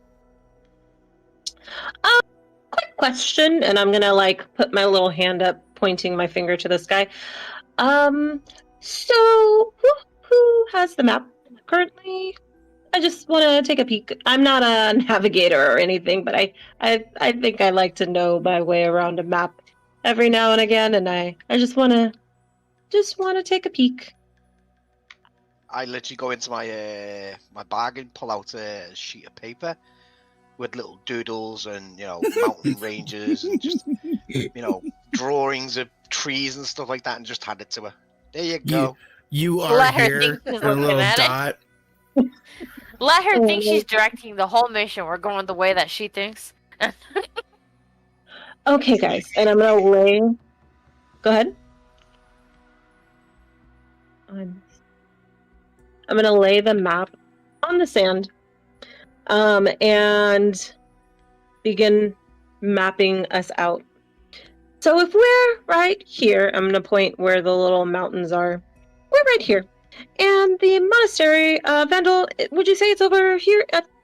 These are kind of strange markings on this map. I've never seen a map like this before. Is this hand drawn? No, that clearly says Nathong right there. Oh, okay. So if we're gonna travel along this path here, I don't see any cities marked, and I'm a little concerned by that, because if we don't have any cities marked, we don't know where the towns are, and if we don't know where the towns are, how will we get food along our travel? I don't know about you, but I believe our travel is going to be a little bit extended. It's not going to be like a day or two. It'll be a little bit longer, maybe like a week or two. And if we don't have any water or food, and the temperature is about this hot right now, and it's still morning, I'm a bit concerned about some possible death. Maybe, vultures eating our eyeballs as we starve to death in the middle of the desert. That would just be a terrible sight for a child of witness, and I don't want her to have future nightmares.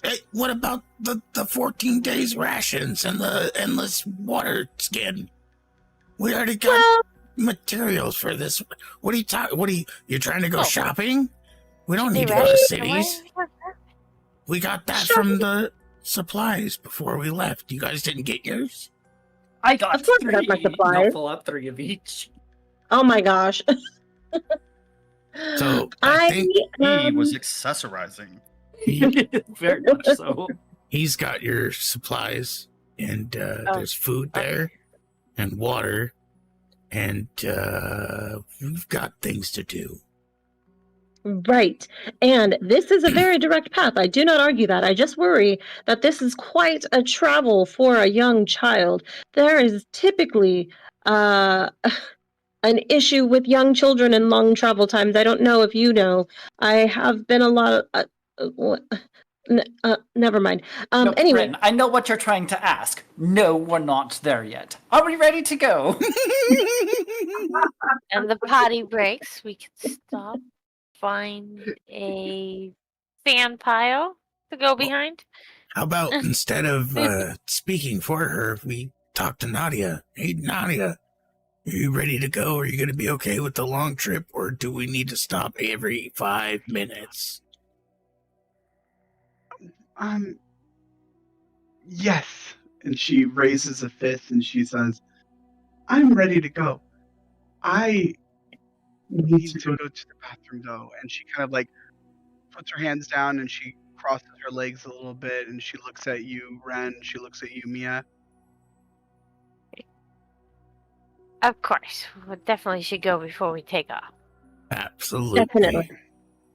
And I'm gonna look at Mia and go, "Your turn." Alright. Yeah, we should have gone behind the tent before we broke down camp. All right, boys, all boys this way. Come on. And then I just like kind of raise my arms and start scooting everybody like towards one of the sand dunes, I guess. Like give the girls some privacy so they can. She's like, I need to go potty. Well, I'll make sure they don't look back. You go ahead and go. Okay. And she kind of runs off a distance. As Nadia, go ahead. Don't forget to bury that. William gestures for Mia to stay with Nadia, or much closer to Nadia than just letting her run in. Don't go out of my sight where I can't see you. Okay. Okay. As she goes and does her business, and everyone at this point, camp has pretty much entirely been broken down, and you guys are now strapping things back to the Sandstriders. Is that correct? Yep. Yep. Beautiful. All right. As you guys do that, at this point, let's go ahead and take a bio break. Be back in 15 minutes. Okay. Gosh. Right back, guys.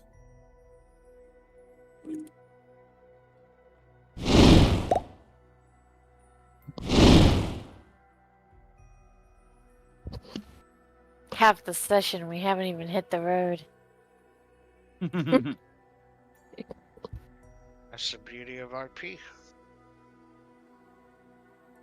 Time flies when you're having fun.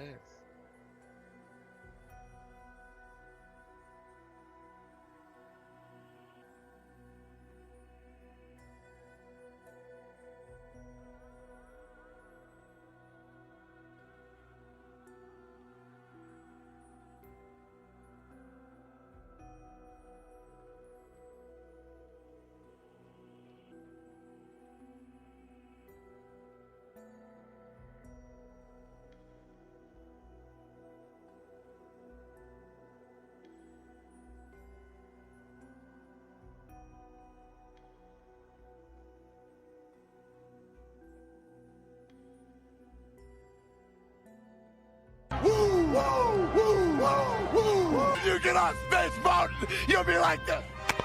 Woo! Woo! Woo! Woo! Woo! Woo!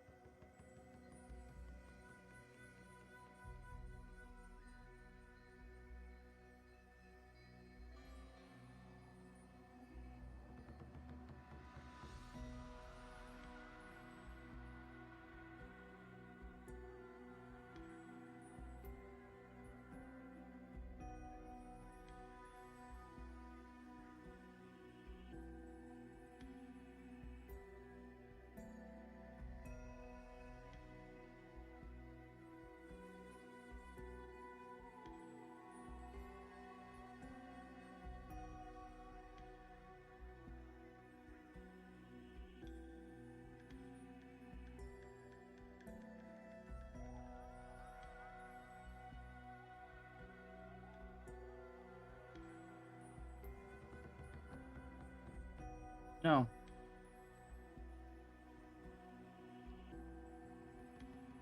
Probably.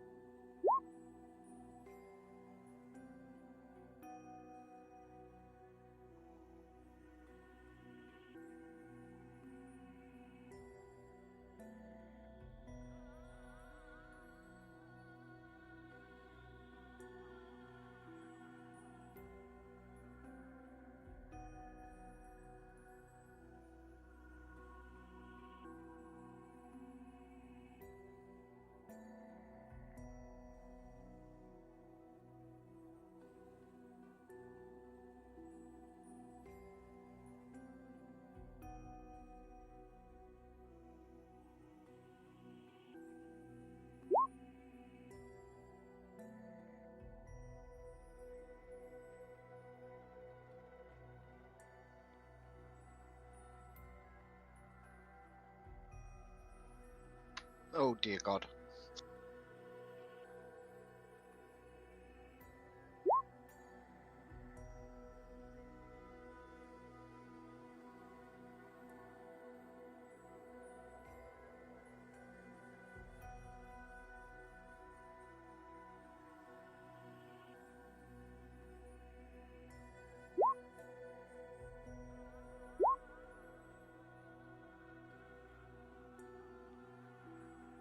What did you post? Apparently fucking Shakespeare. It's meant to be the image that I posted in Discord chat in the. But for me, it looks like it was only like 2 or 3 fucking words, like lines in there, and apparently there's fucking Shakespeare in there. So yeah, John's gonna have to purge that.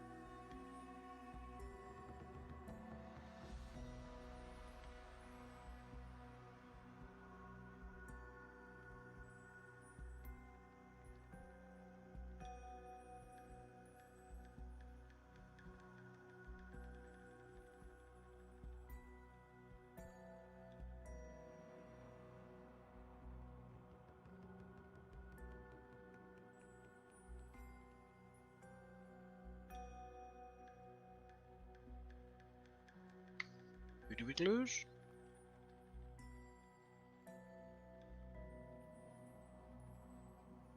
I think we lost Maddie, maybe?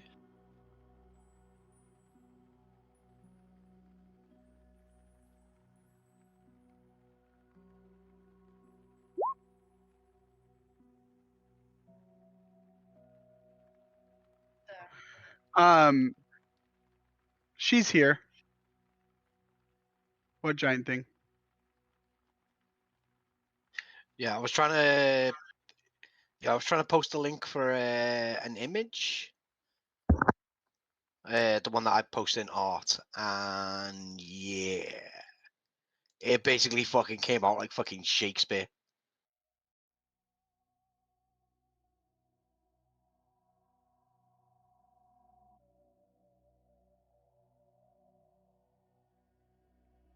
So John needs to page my my chat log.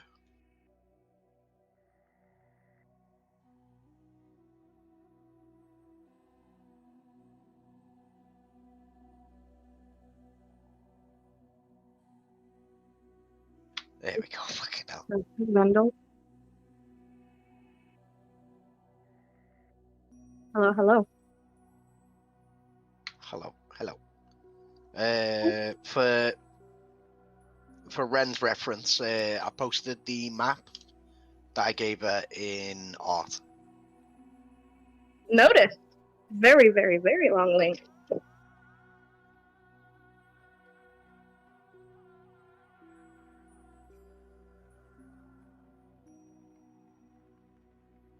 By the way, Stolas, I was laughing because of the link that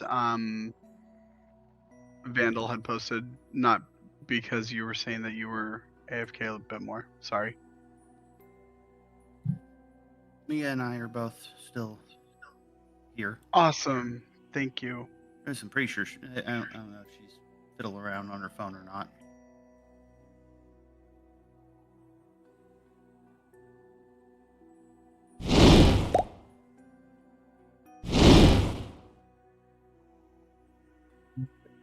You starting back up.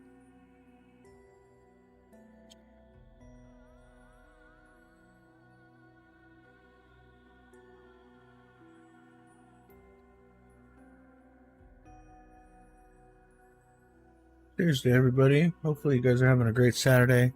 Thanks for anybody hanging out, watching this. Especially anybody cheering, checking in after on the YouTube. Appreciate it.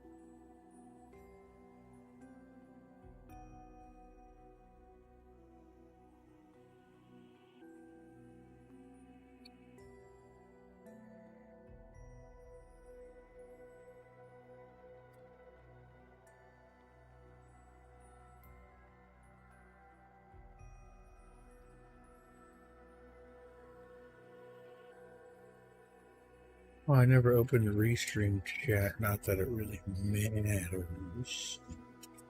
All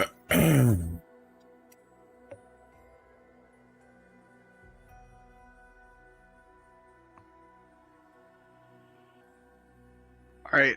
Are we almost ready to be back? I Yeah. am here. So am I. Sweet.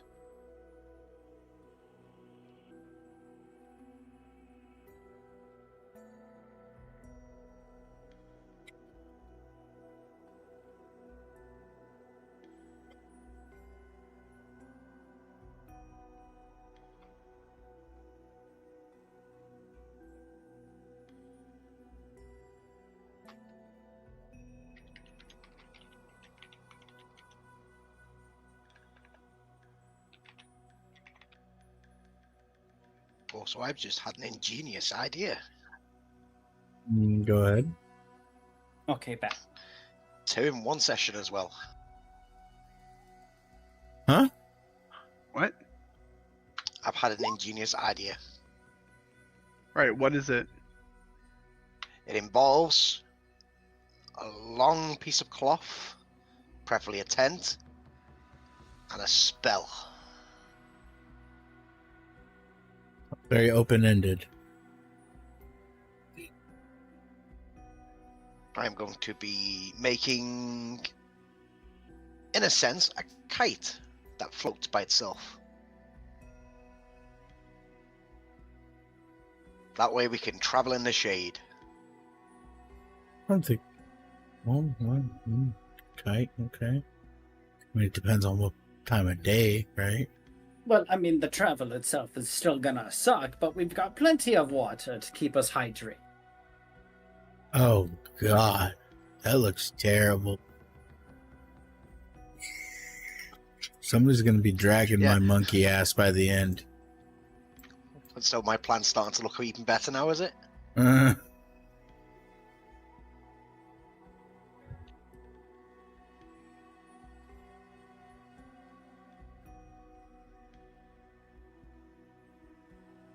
Is we all back? I think so. Spoiler, William never left. Huh.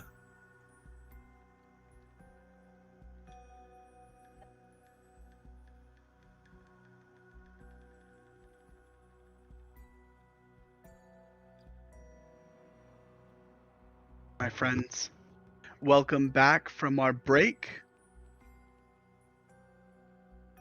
Last we left the party,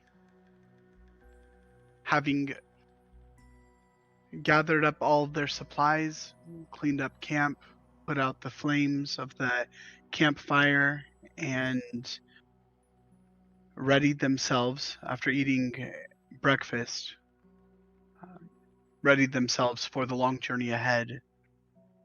I quickly noticed the rising temperatures.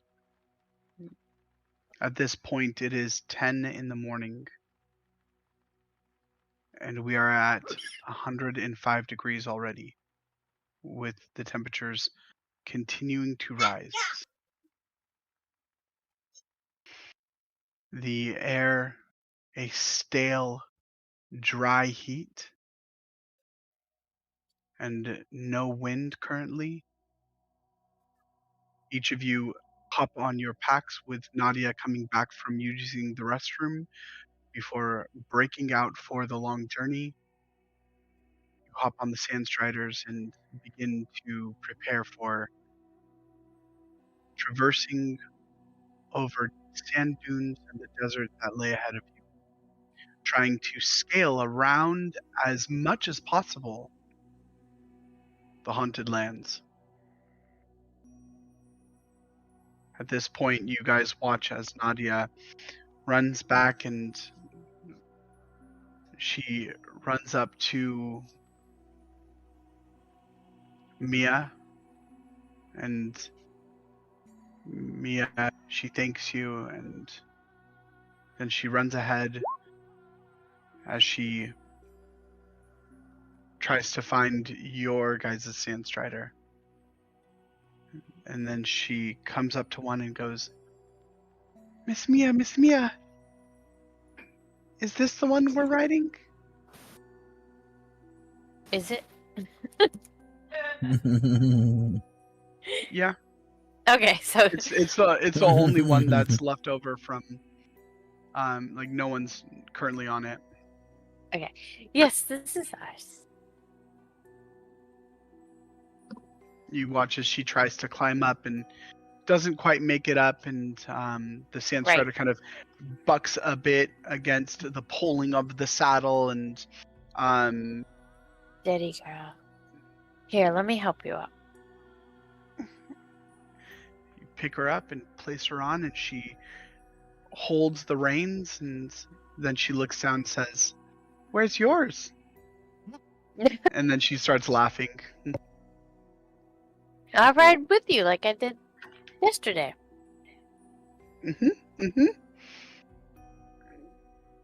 All right. As you get on,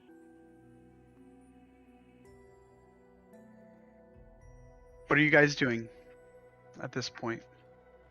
If everybody's on, William's going to start leading in the path that was chosen. Okay.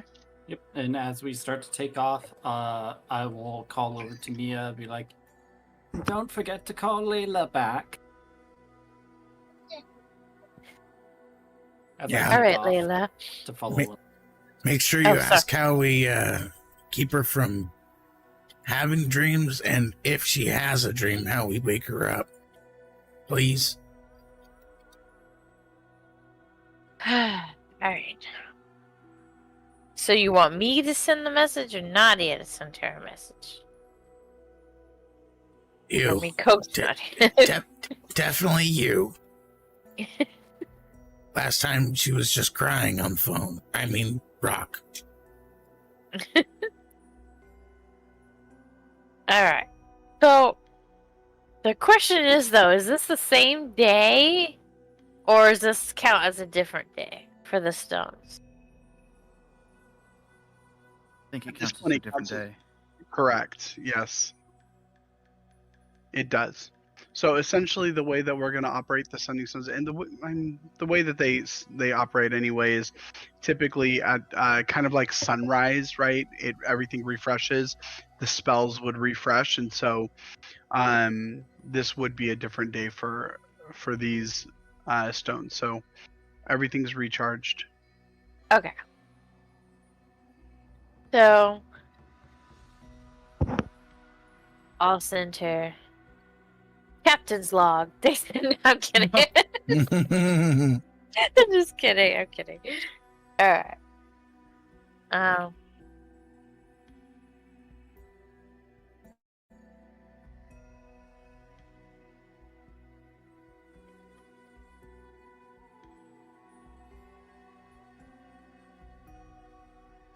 Can I jump in?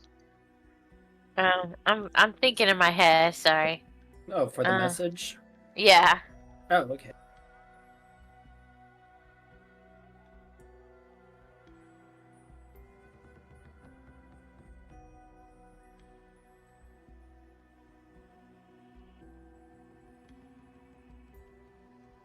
What's Vandal doing? So Vandal will be sitting on the Strider with a whole bunch of trinkets and bits and bobs all laid out in front of him, and he's sort of going to be tinkering away, making a improvised object that will be for what's her name, the little girl. Nadia? That's the one. Yeah, for Nadia. Oh, should I roll for that? Wait, say that again. I'm so sorry. Right, so Bandle's got all these trinkets out, all these little pieces here, and he is now sort of pretty much improvising a trinket item. While we're riding Sandstriders? You wouldn't be able to. Well, I mean, you can certainly try. Well, we're sitting still, aren't we? We're not moving yet, are we? Oh no, we've Stolas and William have already taken off. Oh. If you want to stay behind, you can. And tinker away. I mean, I'll try and tinker while we're going. I mean, it's not exactly, a highly powerful weapon. Roll an animal handling at disadvantage, and then roll your tinkering at disadvantage. As you're trying to maneuver the Sandstrider over sand dunes, well, I broke my while neck. also trying.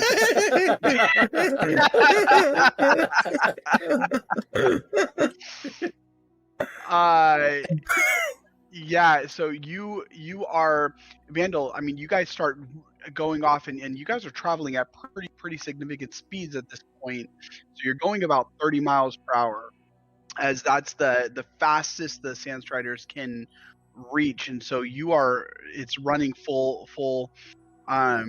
throttle, and you're like, yeah, I can do this. Like, I can do this one hand. And there's a moment where as you are beginning to fuse things together, you're beginning to you're holding onto the reins, and you kind of like put it in your teeth, and then you put it through the crick of your elbow, and you're holding onto the reins, and you're working your contraptions with both hands, you don't see the sand dune coming up, and you don't brace yourself as the sand strider rushes up the sand dune. You immediately fall backwards, trying to hold on to your stuff. Your contraption that you are putting together breaks as it lands in the sand and kind of rolls apart, and you land and you take 2d6 bludgeoning damage. Okay, I'm ready. Go ahead. So you take four bludgeoning damage as you roll, and I mean the sand kind of cushions your blow a bit, but I mean you get it in your eyes and you get it all over the place. I need everyone to roll a perception, or actually, who was in front and behind a vandal? We hadn't talked about order, but previously it was William up towards the front and me and somebody else, Stolas, in the back. No, Stolas was behind Will. I was towards the back from what I remember.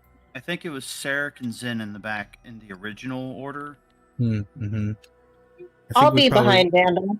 We probably would have just fallen back into that order. Oh boy. I was riding with Sarek last time. Okay. So Vandal, you fall. Ren is behind you, and Ren sees you fall. So go ahead, role play it out, guys. As the people in front of Vandal are continuing forward, really unaware that Vandal has fallen at this point. The only person's aware is Ren, who was taken up rear.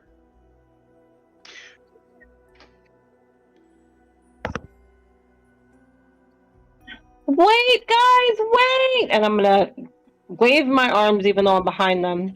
I'll turn or steer my sand strider around to come back around to Vandal.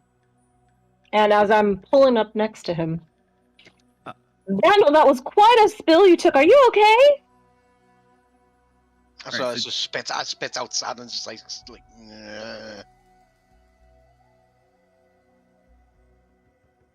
I bet that doesn't taste too good, right? Sand probably doesn't taste good. Yeah, I haven't tasted sand. Before you go on any further, I need everyone to roll a perception check. Is it a disadvantage? It would be at disadvantage as you guys are traveling very quickly. All right, I don't hear it. 18. Disadvantage? No, William. Nyx definitely does not hear it.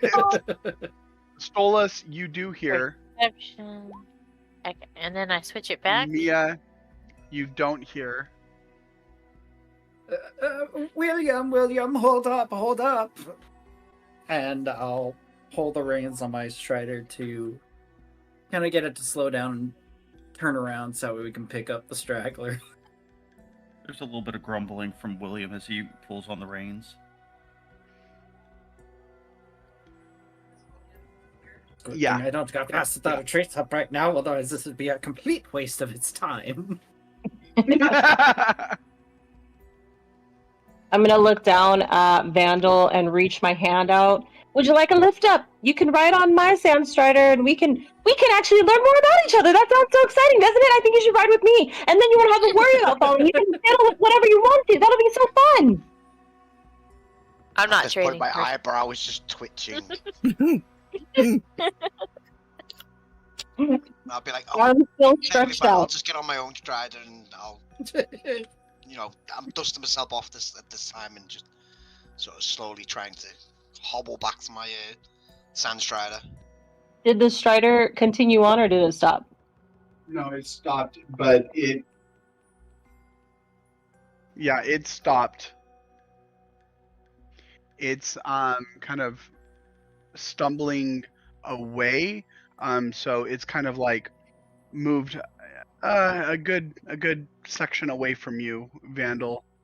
However, they are well-trained animals, so at this point it has come to a complete stop, waiting for its rider. I ask everyone, please stop stop talking for a moment while I make a stone call. It uses voice text.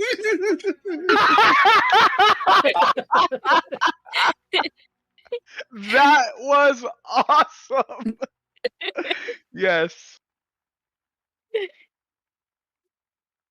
You could still get a lift over to your Sandstrider, Vandal. I'm just saying it won't. I don't know if you're injured or not. You can have a ride over to the Sandstrider. Take my hand, Vandal. It's right here. Perfectly fine. Vandal, I'm gonna walk alongside you with the Sandstrider. Come on, let's go. Just hop on the back. It'll be okay. You know, I don't quite understand why we're not friends yet. Like we've been traveling together for some time now, and I met you in that town, and that weird tiny guy was what happened to him? And then I kind of trail off and thought, well, anyway, Vandal, I think you should really get on the Sandstrider. You might have hurt your ankle or something. There might be some internal injuries you don't know about. So I think it's best for you to just take a moment. I'll get the other Sandstrider. They can ride alongside us, and I'll have you on the back of my Strider, and then you can make stuff for me. At this point, I'm running to my Strider. Oh, wait! We don't know about your internal injuries. I'll bleed out.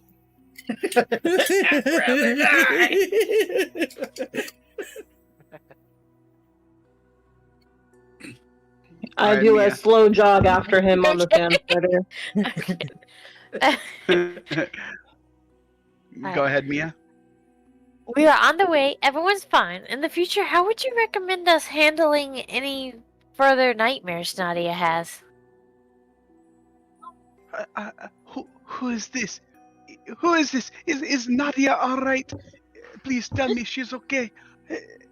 Please, who? Okay. All right. So A nightmare? Oh no! What kind of nightmare? Did anything happen? You don't understand her dreams. she needs to make us understand. She needs to make us understand it. Oh gosh. Oh, you know what? I think she'd be better off hearing from Nadia first, since she's more worried about if she's okay. And then I'll talk to her afterwards. So I'll let Nadia call her. You're gonna need a few stones. We got a few. He's got one and I got one. She's got one and I got one, so she can use hers now. You've got 3, and you've got 3. Oh, so we got And so each one has 3 charges. So that's 9 each. So yeah, she's gonna use hers. Sarek's gonna walk up on the Strider, smoking a fat blunt. Did someone say stoned? I'm joking. Hey, so I'm gonna explain to Nadia how to use it, so she doesn't. I didn't realize Just you getting were a in touch high with elf. I'm a wood high elf. High wood elf. High five. Sounds more like you're a weed elf, bro. I'm a bro. A wheelf. All right, Nadia, you have 25 words to use. When you're ready to talk, I don't know how they work. You bang the rock against a one. You focus and you talk. Supercalifragilisticexpialidocious. Yeah. You look at the rock, you think about who you want to talk to, and then you start talking. 25 words. All right, when you're ready, go.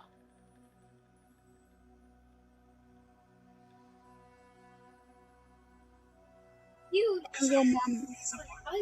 I'm okay. Everything's okay. I miss you.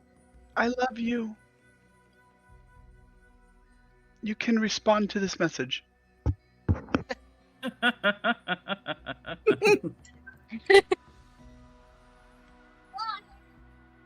You hear Layla. Oh, my jewel, my star. Tell your helper, sing the lullaby I made you. And then Nadia looks at you, Mia, and she says, Sing me my mommy's lullaby. And then she hands the stone to you. Oh, you can keep your stone, but could you tell me how the lullaby goes? She holds the stone. You watch as she closes her eyes. Mommy, can you sing the lullaby?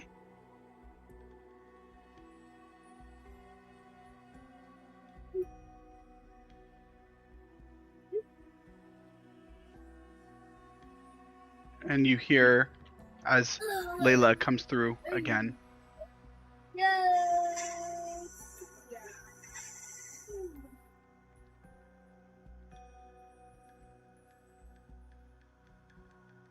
Rest, my star, beneath the sky so high, where dreams are soft and shadows cannot lie. Close your eyes, let the light guide you through. And it just trails off.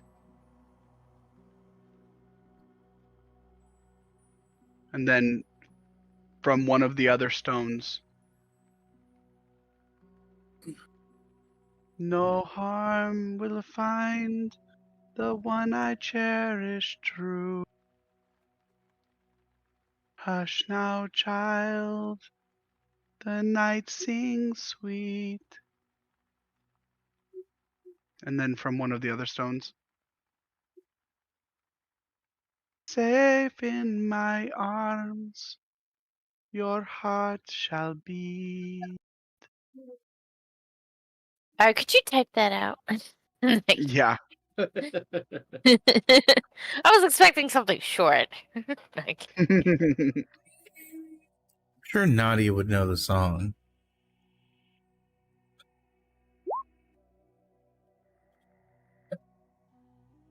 So you hear the lullaby come through 3 of the stones.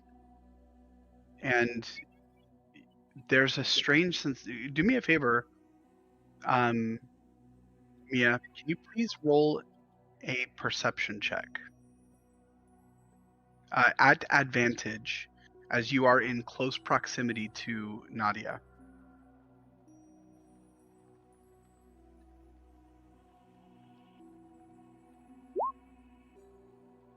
Now do one more. Oh, and we're gonna okay. take the higher. We're gonna take the higher of the 2. Do I still have it? Oh my gosh! His All future. right. Yeah, right.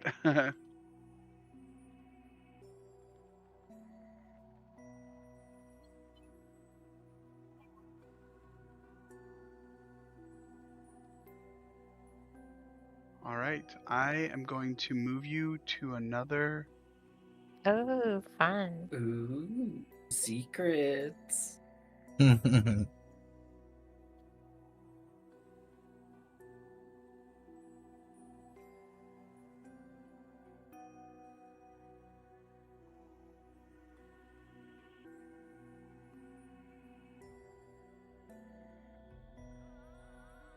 It's probably around this time where William and Stolas and everyone who was in front kind of has turned around and arise. What seems to be the problem? Ren, are you bullying poor Vandal? Funny. That's what I know what you mean. Well, he apparently very much seems to be running away from you. I was just encouraging him to be more friendly to me, and I don't think anything is wrong with that. I think we would be wonderful friends, long-lasting relationship, watching each other grow old, caring for each other's children. I think we would be wonderful friends. You say this as you're riding along chasing after Vandal. Exactly. Yes. Quite. Vandal, do you need an adult? I need a tranquilizer. That's what I need right now. No, thank you. I don't like those anymore. It's not for you. Well, thank goodness for that.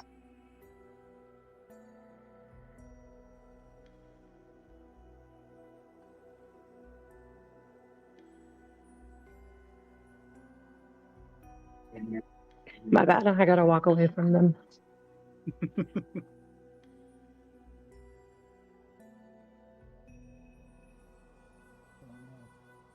We're still moving, yeah? We've kind of stopped now I mean, since Vandal fell off. As soon as we can get Vandal back up on his mount, yeah. Okay, cool. Well, I would technically be on my mount by now. All right, I'm gonna take a swig of the water skin Yeah, don't so I hold can back. get ready to talk Drink. for a really long time again. Drink as much as you can. It's endless, so don't be Right thirsty. next to Vandal. Well, Vandal, it sounds like you have a very wonderful friend to be riding along with you. Well, shall we keep going? I think we should absolutely keep going. William, weren't you supposed to fashion me another cape? As I put the hood on my cape up. Kind of stares at you for a moment. While she's talking to you, to William, I would be quickly moving away. She doesn't notice. She's staring straight at William and kind of wondering when that's going to happen. He just kind of turns and continues on. Well, William, I bet I will crack that nut one day. We will be friends as well. I can assure you. Oh, did you hear that, William? She said she's going to bust your nut. Oh my gosh, no. Shit. William turns the faintest hint of red as he goes, Crack. You kid. No, I'm pretty sure she said bust. I didn't mean it in such a way like that. What do you mean? You're just going to, get him to bust his nut? Not Well, what type of context are you taking it in? What context are you taking that in? I have never such. I don't even know what to say to you. In the very literal sense. No matter how much you scoffed, everybody now knows you're the one with the most sexual tension in the group. Oh my goodness, that is totally not the case. I assure you. It must be the case.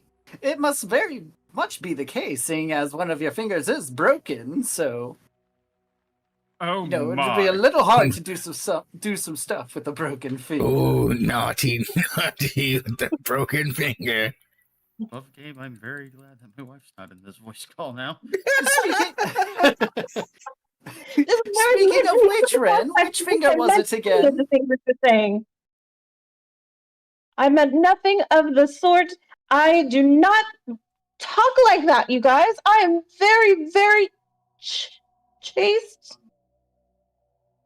I just don't know what to say anymore. Chasing implies someone is following after you, not running away from you. She doesn't know what to say. Let's just call that a win, huh? Keep moving.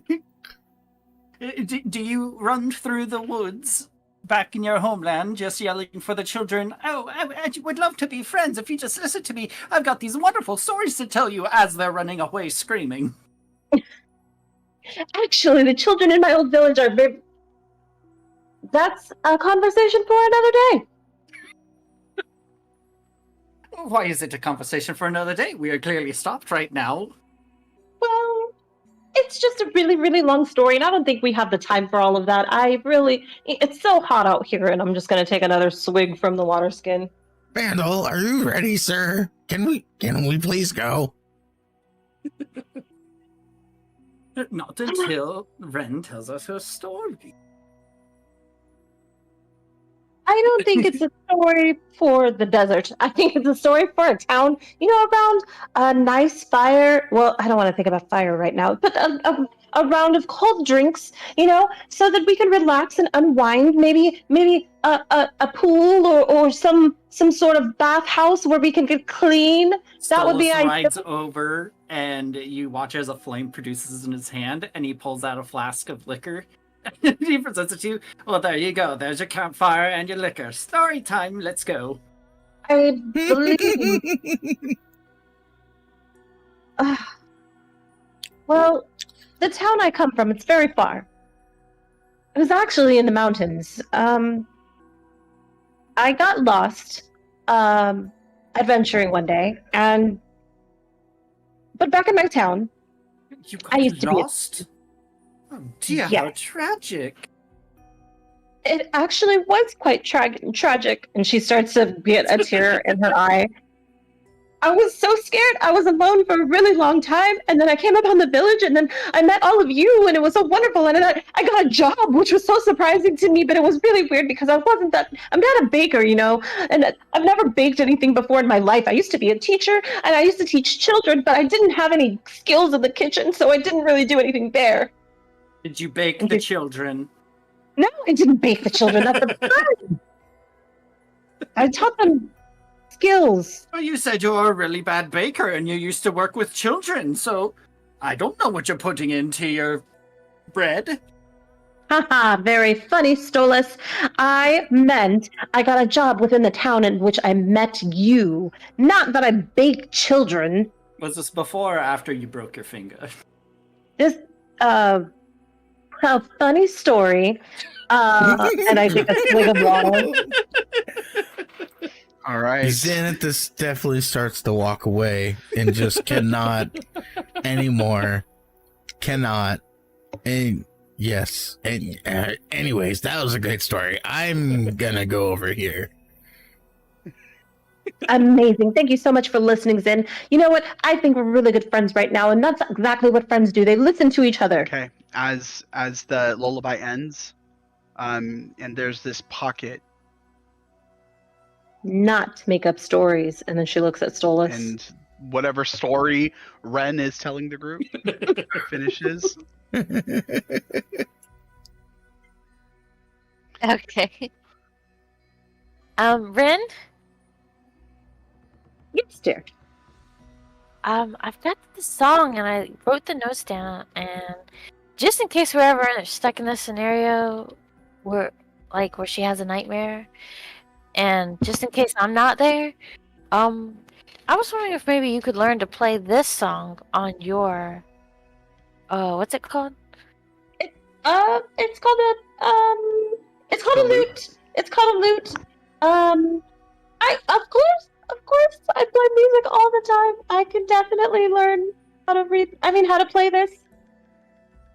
Here, I wrote it down. And I show Thank her. you.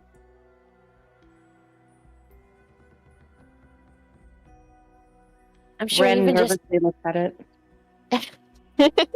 I'm sure even if she just hears the tone out would help. Like, just in case, I'm not there. Oh, okay. I am positive I can figure out how to read. I can. Well, you play said you were wanting to practice anyway, so. Absolutely, and I can definitely practice this music on the lute, and I'm gonna study it right now. Okay, thank you. And then her hand kind of shakes as she grabbed. Did you write it down? It's on parchment, yeah. Yes. Okay, her hand is shaking as she reaches out for the parchment, and when she grabs it, she kind of crinkles it like her hands are trying to ball up, and stares down at the paper. Yeah, I definitely know these notes. I know these notes. She can't read sheet music, can you? Oh no! Okay, do you Wait, play by Zin, are you ear, or asking? can you? Yes, I'm asking. No, I'm. Oh. Oh yeah.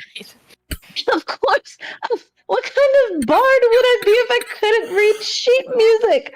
I absolutely can read this. This is an A sharp, and then this is the that's a C right there next to it, and and it makes a tone that I can't make with my voice because I can only play. I'm not that. I mean, I can sing too, but I just don't. I need separate notes when it comes to singing. When it comes to playing the lute, so I'll figure it out though because I'm an expert. I'm an expert. I'll just sing it to you, and then you can. Okay, No, that'll work. I'll try to. I would love to Another hear it. It just helped. I learned by ear, if that makes sense. So I can totally listen and decipher what note. I mean, what string. I can read this though. Like I don't need you to sing it, but can you? Like right now? Yeah, of course. Just so that I can like play it around. I mean, play it in my head, and then like just keep it in my. Oh my god, I'm shaking. Okay. I mean, once I catch the tone from you and the music and the words, then I can sing it along with you. Okay. But I'm not a bard, so I'm not like don't expect greatness.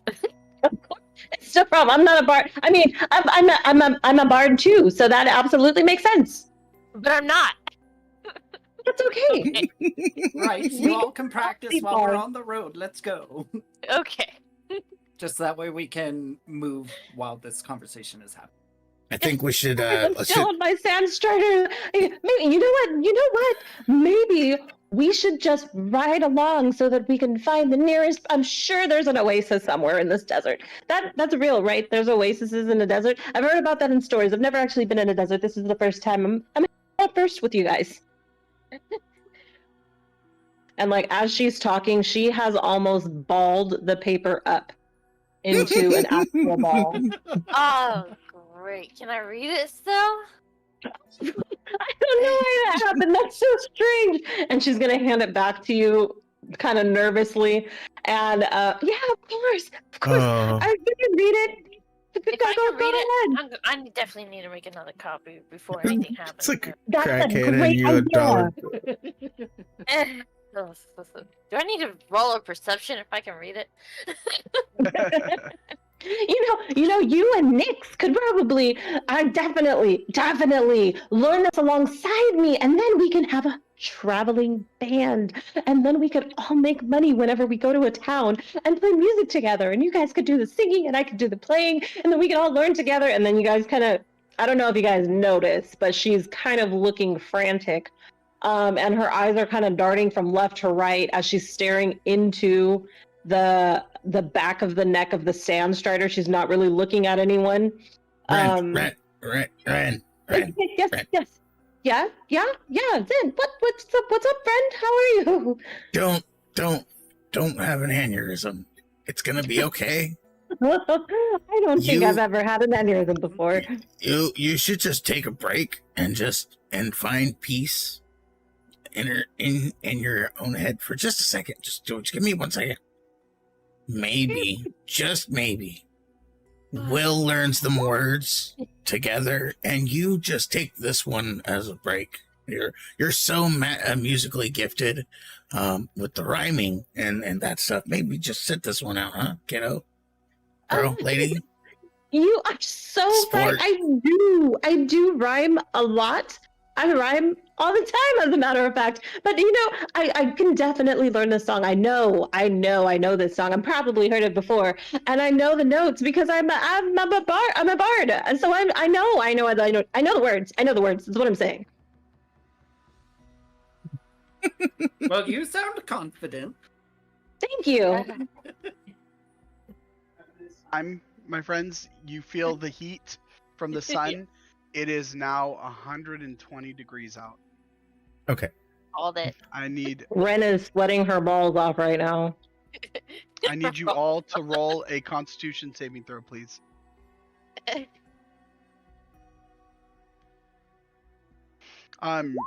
William, are you in your full armor? I am, but I do have my cloak for Okay. To try to protect me from the direct rays of the sun. Can I use my inspiration to re-roll that? You absolutely may.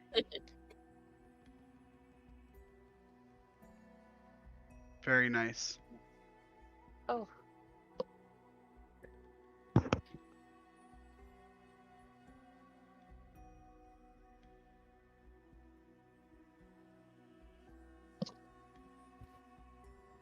Oh, then what happened?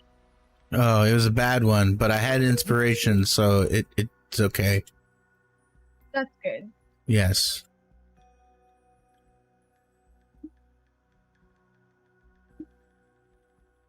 Nyx. Oh. As the con save, as the sun beats down on your black fur, it is hot. Even amidst the cloak and everything that you are wearing, trying to protect you from the sun's rays, it still beats down on your snout, on your ears. You feel the burn of the sun, and you begin to sweat heavily, and at this point, I mean, you are just soaking through the your clothing a bit, and the worst part is that you don't really actually sweat a bunch, and you begin to pant a bit, trying desperately to cool your body off. You are you now have one level of exhaustion. Exhaustion, do. Oh, lots of fun stuff. Oh. Water? Yes. You're like I mean, you feel the weight of your own body.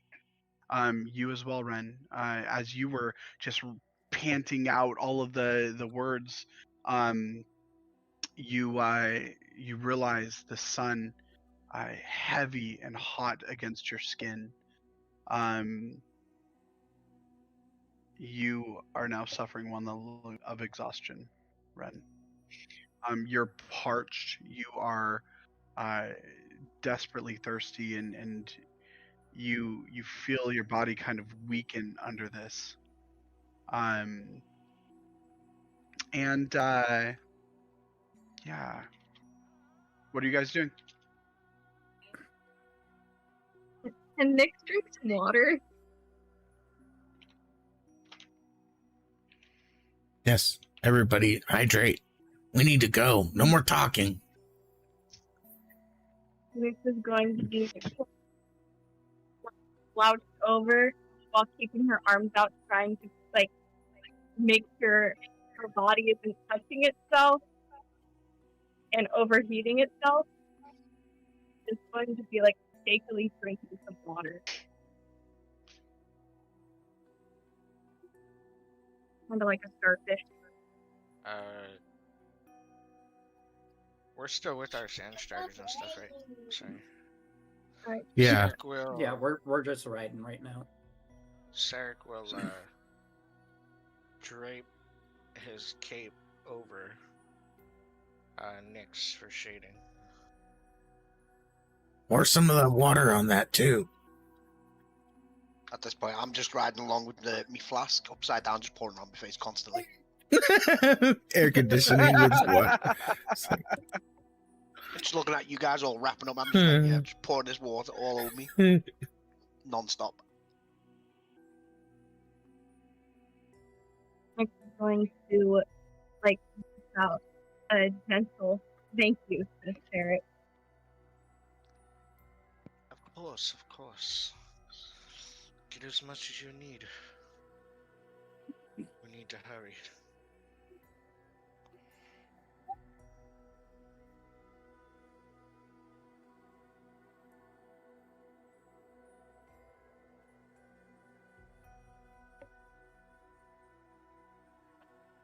All right, what are you guys doing?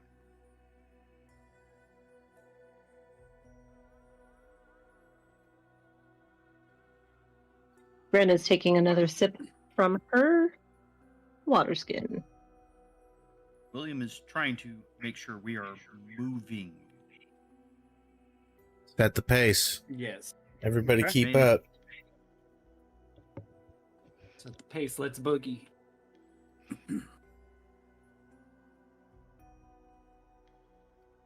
Go ahead, William.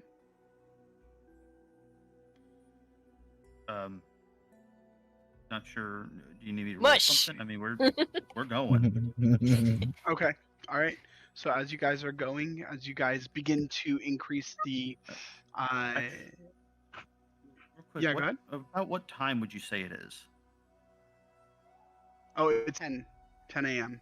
10 a.m. All right. So I would say, over the next hour, as we are kind of mushing, I'm going to keep an eye out for a place of that, like a adequate dune that'll give us some ample shade to seek refuge for a couple hours as we get past the hottest part of the day. Huh? Okay. The hottest part of the day is typically sometime between noon and 3. We do not want to be traveling during that. Yep. Yeah, so if we Hiding can during that. rock outcropping, make I don't see what the problem is. Above game, if you've got fire resistance, it ain't protecting you from this heat. Oh, I know. well, and can we do like a? I mean, could we noticeably tell if somebody has points of exhaustion? Like, is Nyx like clearly cooking? Is Ren like? What's one level of exhaustion look like? Excessive fatigue, sweating like crazy. Yeah. Or at least in this situation, sweating like crazy. Yeah. Except we would always. With Nyx, she doesn't necessarily sweat as much as she's panting, and That's so you true. see her Oh. like that. I mean, she is just panting like crazy. Make the You poor see thing a her little slumped cool. over. Yeah, You see her kind of slumped over a little bit. She's trying to hold herself up. And you see Ren sweating through. I mean, she is just drenched in sweat, and she has her hood on. Zen calls out and reminds everybody to drink and pour some on yourself too. Don't forget And your striders. I do think it's a good idea to make like a small, not camp, but respite during the hottest part of the day and move more in the evening. I don't think we need to be like reminded to drink in the heat. I think we need to be reminded to conserve our water. Watch your bottomless. No, actually, it's actually worse to conserve your water in heat stroke situations. Yeah. Because by the time that you're thirsty, you're already dehydrated. Yes, Oh, just I make know sure that. the water isn't ice. Just make sure the water isn't ice cold. You might. I Send your know body that, as but a if we shock. drink it all to stay hydrated now, we won't have any water the rest of the time. But they're bottomless. Well, There's it's no hon- end to it. It's honestly just a soldier thing. Like, that was something that's when you're traveling, they yell at you, drink, stay. They're keeping you hydrated. So it's just like Zen does that as like a soldier kind of would.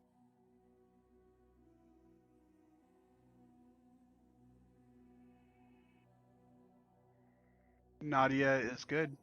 You see her drink some. She asks you, Mia, and she goes, "Can I have some water?" And you give it to her, and she begins to drink a lot. But for the most part, having grown up in this kind of climate, to the age that she is, 8 years old, she's okay.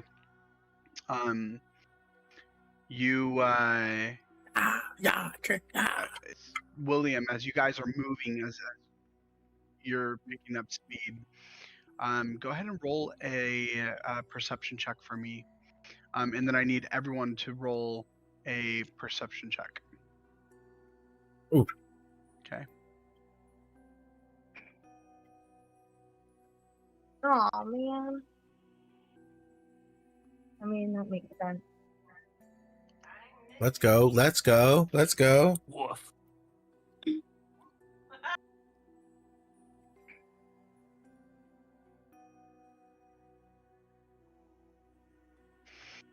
So for both Nyx and Ren, you guys roll at disadvantage.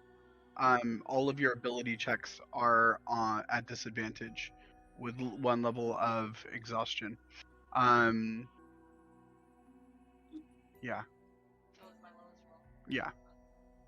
Yep. I'm just letting you know levels of exhaustion. Yeah. So William, as you're keeping an eye out, both for any movement, just scouting for any possible issues. Nothing really stands out. And then additionally, as you are rolling or as you are keeping an eye out for any sign of whether it be an oasis or shade or anywhere that would provide any level of protection from the sun's rays, you also see nothing for this as far as you can see. There's nothing that stands out, just rolling dunes of sand as far as the eye can see. Off in the very very very very distance, you see the first kind of creeping of the World Pillar Mountains, but I mean it is so far off you can barely see. Yeah, Sarek? Can we go back to the map and can we get a gauge of how far we are, Absolutely. please? Yes, sir.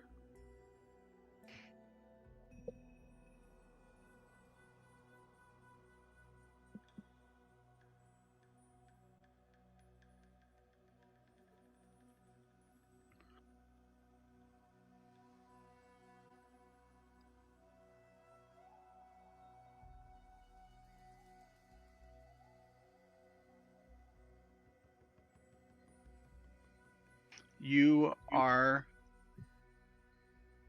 about right there as far as yep. You guys have only been traveling for what, about an hour and a half at this point? Give or take. Yeah. And I would be correct in saying we are trying to reach Halwa before we head out across the Great Anvil / underneath the Haunted Lands, correct? Well, I don't know if we're stopping in Halwa, but it is along the way if we want. William's recommendation is for us to try to adopt a bit of a nocturnal travel cycle during this. See if we can't set up a tent for blocking out the sun to take our long rests during the hotter parts of the day, which is how a lot of desert travelers do it. Yeah, you find refuge during the hot part of the day and you travel at night when you can be out and about. I agree. This color of land below us, the white more pale color is desert, right? I think it's all desert. It's just what is desert. and what's Yep. considered the Great Anvil and what's just considered regular old desert. Correct.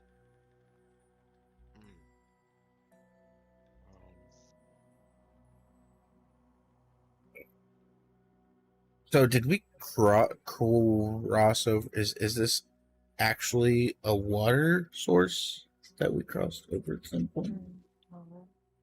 No, we started Where? in Hazuz. So, on the map, a little yeah. south of Hulwa is like a blue line that would usually represent, I would assume, water. Oh, that's a good Oh point. no, that blue line is someone's drawing. That thin blue line is not. If everyone would move their tokens. Oh, okay. Yes, that is a very very small kind of uh inlet. Yeah. Yep. So at this point, you haven't, or yeah, you did. You actually crossed over it. Um. Uh. Like Last 15 minutes ago? session. Because we No, haven't set last out session. yet until this session. As you guys passed, so you crossed over. You would have crossed over it last session.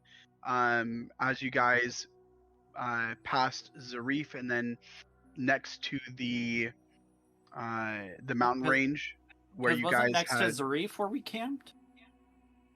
Was it? Yeah. Yeah. Oh, then my bad. Yes, you guys would be crossing over it soon. Yeah. I think we need to. Cross the... So you I have think- not crossed over it yet. We need to press on to get to there and then follow the water. Where there's water, there's life. And where there's life, there'll be shade.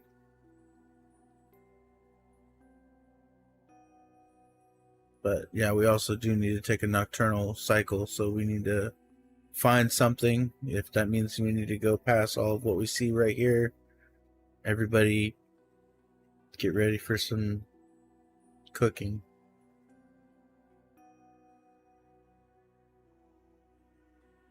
Oh, let's keep moving then. What do you say?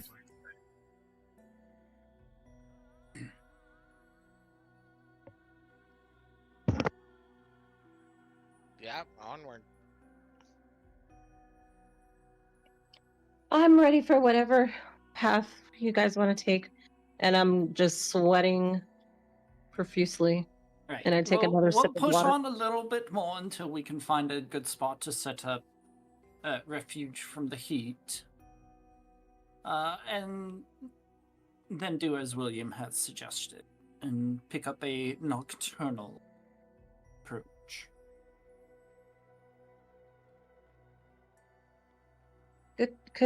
Good idea. Unless you all wish to continue to press onto the heat, doesn't bother me.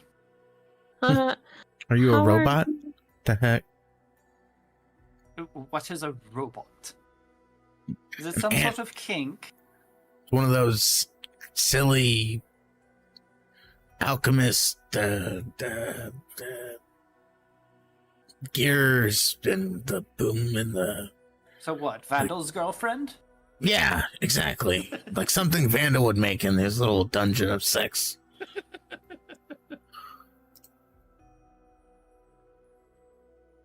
No, not your flesh, bone. Are we eating right now? I'm Is there sweating, food? sweating out of my fur. Can we keep going? It's beautiful fur. Beautiful fur. Nixon going to nod and say, I think we're going, as she splashes water onto her fur to soak and cool down. I'm sure that water is just right over the next sand dune. Just gotta get over that one. You know, most gamblers usually quit just before they hit pay gold. So if Exactly. we stop now, we may never see water. Yes. Push forward. Let's go. Push for water? Stream. Let's bathe. I'm More so like a sweaty. stream, but Stream? probably really dirty. Water is water. Let's bathe and cool down, guys. Okay, then we'll keep pressing on.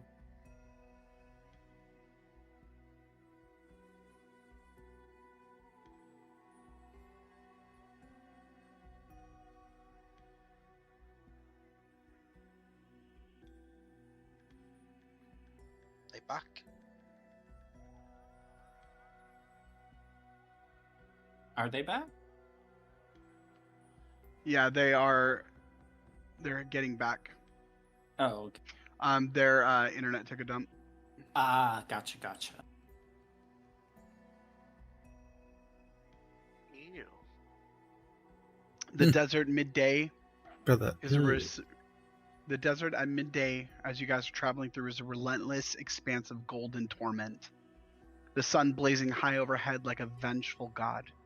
Its harsh light bathes the sands in blinding brightness, forcing your eyes to squint against the glare, and the air itself seems to shimmer, the heat rising from the ground in waves that distort the horizon, making the distant dunes ripple and waver like a mirage, and truthfully like a tease, a torment against the heat, as the heat begins to draw and sap your strength, your energy, your water reserves from your body. Every step of the... Go ahead. I was gonna say we got back at an interesting moment. You guys are We were pushing talking on. about water before we left.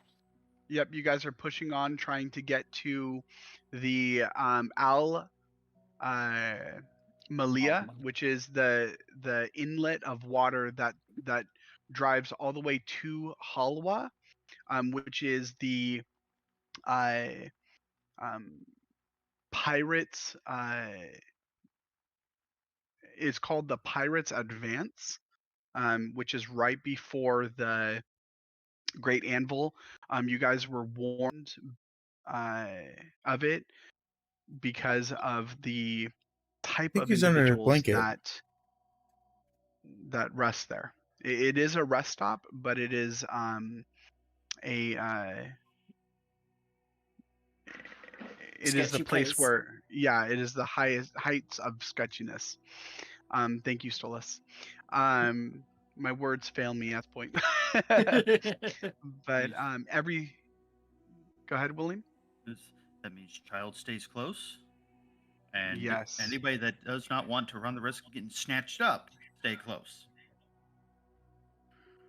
Very much so. Very much so. Every step of the sand strider feels heavier. The coarse sand shifting underfoot of the sand strider. Even these adept creatures, as they are pushing on the sand, trying to scale some of the dunes, and then trying to, as you maneuver the sand striders across the dunes, trying not to go directly downward, but in a adjacent format, causes the weight of the bird to shift in strange maneuvers, and you feel the oppressive heat as it presses down on you like a physical weight. I need everyone to roll an animal handling check, please. No, I had that. As you do this, sweat clings to your skin, but the dry desert air wicks it away almost instantly, leaving you parched and your throat aching for water. Breathing becomes a labor. Oh Each inhale God, I searing your knew it was gonna lungs be a as one. though the Oh very air God, oh has been God. set alight. The sandscape offers little reprieve. The dunes stretch endlessly in all directions, their slopes treacherous and steep, their ridges sharp against the backdrop of the cobalt sky above you. Sparse patches of scrub and the occasional hard cactus dot the terrain, their twisted forms a stark testament to the survival in this merciless environment.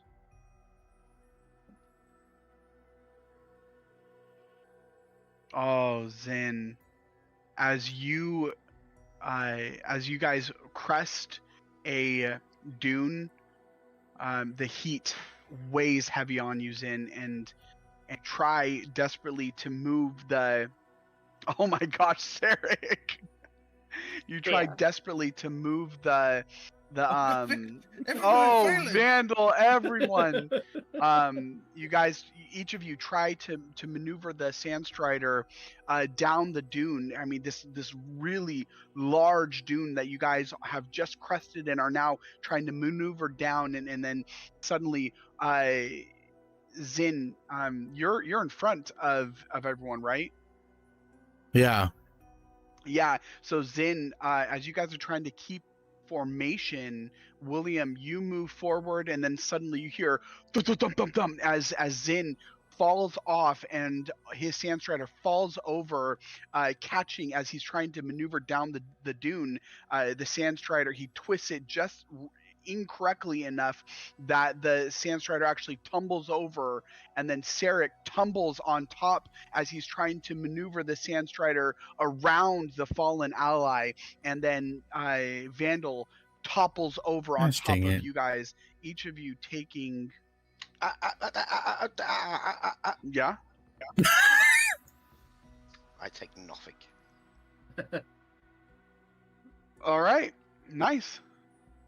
As a And reaction, he choose up to only 5. casts it on himself. That's messed up. I take that thing. I can't really. Can I multiple cast it or? Choose up to 5 falling creatures falling within creatures. range. A falling creature I descends okay, yeah. slows So to yeah, I cast on 60. everybody then. Well, I would say this. Except for the Striders. Fuck those little I bastards. actually, I would say this. You actually do only catch it on yourself, or cast it on yourself, Yeah. as you are casting it in reaction to you falling, not them falling. Like when it And you are starts the doing a last barrel fall. roll, you're like, oh shit, I don't want to die. Yeah. That's Hello, terrible. Gravity, my old friend. You've come to foil me again. I mean, I only realized it last time, like when it happened. Like, so I was like, okay, yeah, I should have cast Yep. that one out. So you watch as Zin falls, you watch as Sarek tumbles over and gets thrown off of his Sand Strider, and then you How tumble much over damage? trying to What are we maneuver. doing? You take 1d6 damage. 1d6 bludgeoning. Yep. And Sarek, you take 4.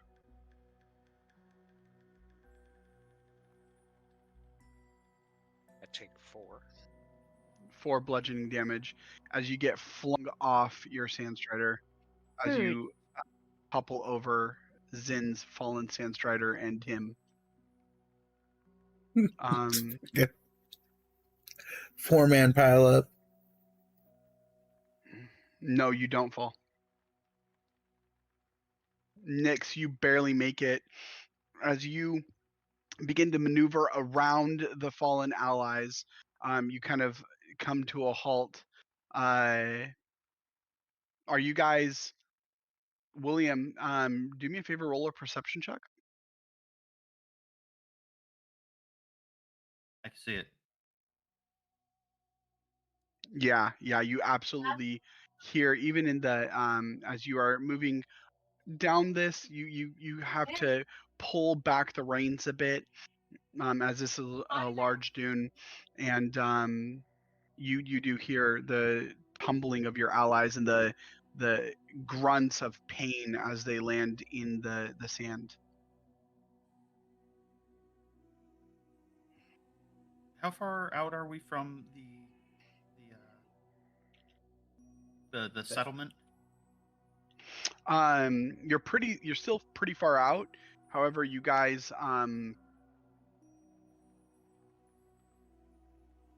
you are getting closer to the water.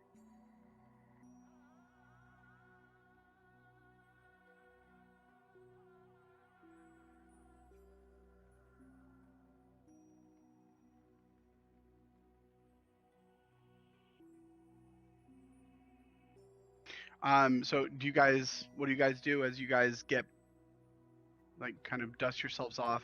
Are you getting back on? Definitely. Are the Striders okay? Discuss? Yeah, I think I'll go up to William and I'll talk to him. Okay.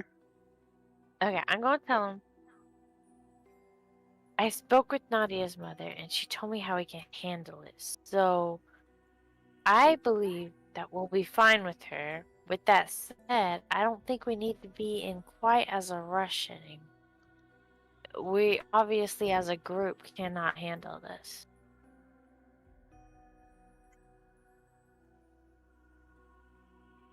Wait, above game.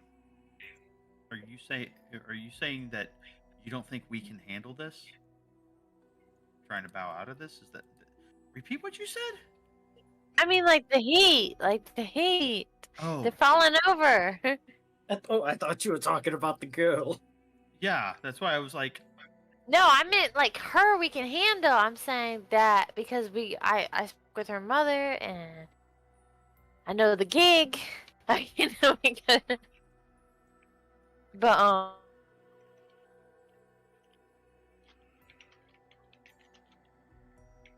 your microphone's not picking you up. what? I could hear you talking in the other room, but you were not coming through Oh. on Discord. I said,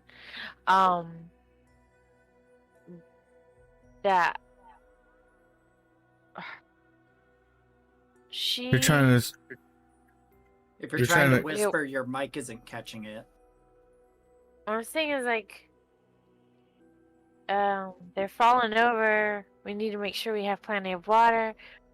Maybe we should take things a little slower. And I mean, not like. I guess what I'm trying to say is,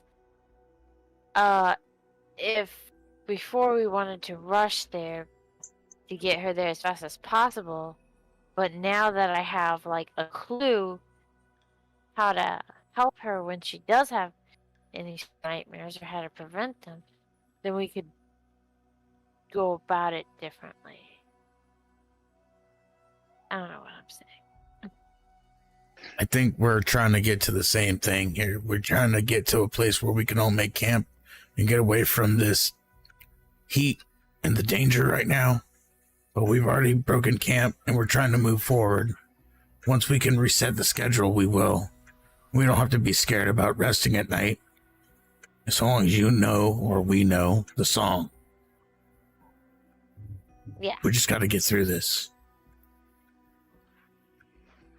If you fall, just get back up, and then I'll be climbing back up on my Strider so long as it's healthy enough and I didn't break any of its bones with that nat 1.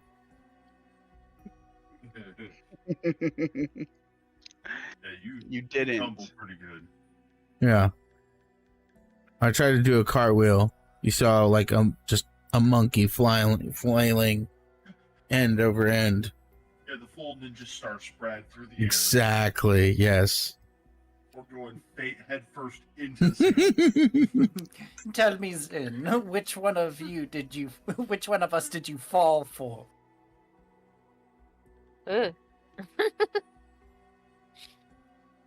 Anyways. What, you don't like my pun? I don't like feelings. They're yucky.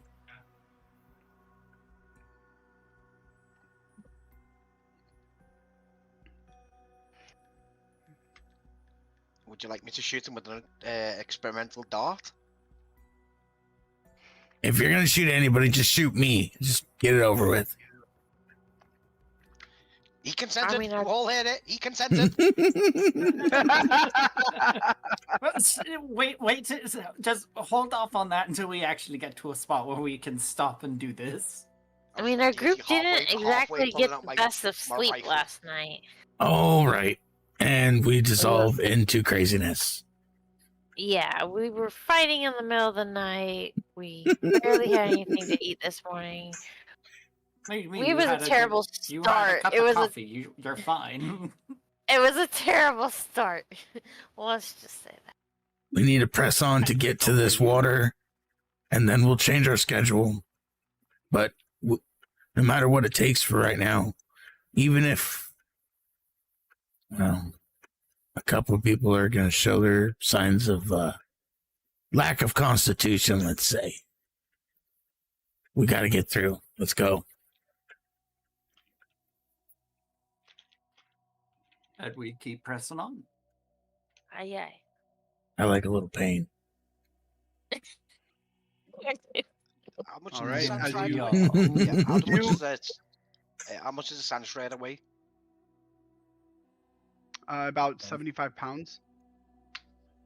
Between Oh, 75 wow. and Really? 90 pounds. Yeah. Okay, never mind. Small. Chicken. Yep. Like riding an ostrich, huh? Like kind of squashing Exactly. them? It's literally like riding an ostrich. But can they do that Um, dance? You can certainly try. I already feel bad for a horse sometimes. I'd feel really bad for this creature. Poor thing. Wait, how much? As between 75 and 90 pounds. I don't think mathematically they can carry me. For real. They have very strong legs. So You know you're in William voice still, Oh, right, their bud? legs are teeny tiny. Oh, Have shoot, you I wasn't seen the one them? who voice started. it's not an ostrich. It's like a smaller bird. Emu? It's like a chocobo. I guess. Yeah, it's a legally chocobo. distinct chocobo. My grandparents used to have emus. Like they're not like. The problem that we have here is we have a 70-pound bird carrying a 245-pound man with armor. You look over at Williamsburg, and it's like 150 pounds. Yo, the yokest, most ripped It's a beef ostrich you've ever seen. It's like all the birds start They charged chirping, they all us go pretty penny for that one. Gets to Williams. Everyone's Oh, shit. Williamsburg is the rooster of your guys' group. Yeah. Yoked on testosterone. You pull apart the feathers on its chest, you just see like a 10-pack. Like most of them are going, caw, caw. He's going, caw. Yeah. What does your bird sound like? Caw. Oh my. Well, I hope you don't fall off that one. Oh God, you'll get mounted instead of being on the mount. You guys roll into the river, and it's just William carrying his bird. I mean, he could. Oh, dear. No. Dear. Oh my gosh, that's hilarious. Oh my. Just, oh my. Anyway. All right. As you guys continue on, your bird did take damage. Your Sandstrider Zin did take some damage, but nothing too severe. As more of it was a toppling over rather than actual falling damage. However, you get back on, and each of you continue forward, and by midday, the sun reaches its zenith. The heat becomes a suffocating presence. The air shimmers with mirages. At this point, you guys are at 135 degrees, 135 degrees. Zin, you know this desert to be rumored to, at the height of its heat, reach about 160 degrees. Oh God. Yeah, it's terrible. The twisting horizon, due to the shimmering mirages that the air is creating, twists the horizon into deceptive shapes. Sometimes the vague silhouette of distant mountains, sometimes it looks like lush oases but fade into nothingness as you guys draw near. The dunes grow steeper and more chaotic, shifting with every step. The Sandstriders occasionally stumble, their claws scrabbling to find purchase. Sparse vegetation dots the landscape, brittle shrubs, thorny plants, and the occasional dry, lifeless husk of a cactus. Every so often, a low, hot wind sweeps across the sands, stinging your eyes and filling every crevice of clothing with fine grains of sand. Even the water rations, as you guys drink repeatedly, feel warmer and thinner with each sip. A reminder of how precious the water is. The Sandstriders' feather glisten with sweat. Their low guttural squawks seem to echo your exhaustion.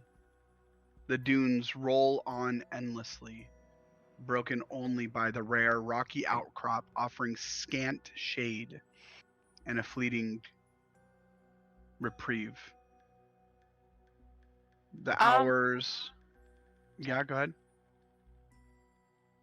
I was just looking up. I said that 122 is like safe temperature for humans. Like 160 is like safe to eat temperature for food. Ugh. Yeah. Yeah, who wants to go? Who wants to get out of this sun? We can just shoot and kill and eat anything without cooking it at this point. There's nothing around though. Yeah, And your hours turn into what feel like days. The oppressive monotony of the desert finally begins to shift. I need everyone to roll one last Constitution saving throw, please. Remember, Ren and Nyx are rolling at disadvantage. Why are you evil? Oh. By the way, anybody that's who's riding close to William? Are you towards the front? Yes, I'm like at the very front. Then me, and probably Mia. So Yeah, Mia was. I would say the two of you get +4 on your saves. For what little good it may or may not do. Sarek, roll a Constitution saving throw, please.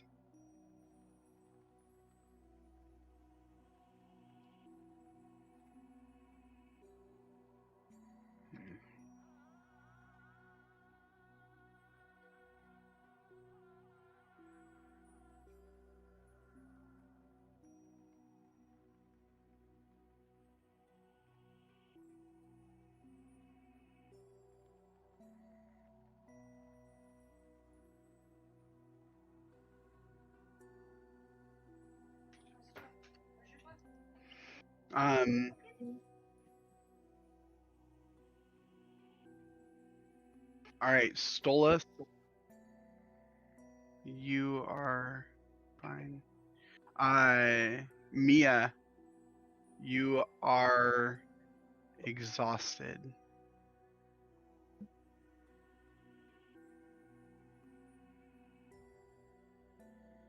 Oh dear. So hours feel like days. The horizon reveals faint traces of darker line cutting through the gold expanse, a break in the endless dunes. The air changes at first. The dryness gives way to faint humidity, and the smell of something unfamiliar, something fresh begins to rise. The sun glints off what looks like silver threading through the sands, a reflection of something moving. The sand striders quicken their pace, sensing the change. And finally, my friends, when the party crests, when you guys crest the next dune, the sight below steals your collective breath. A river, a lifeline, snakes its way through the barren desert. And this is what you see.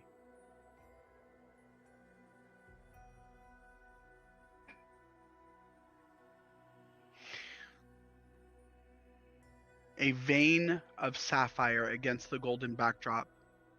Al-Mali, the legendary river, lays before you. Its waters glisten in the afternoon sun, flowing steadily its path through the sands. The river banks fringed with patches of lush green vegetation, clusters of pond trees swaying in a faint breeze, reeds bending toward the water, small patches of wildflower in shades of yellow and white. The sound of flowing water, soft gurgling melody, is almost surreal after the deafening silence of the desert.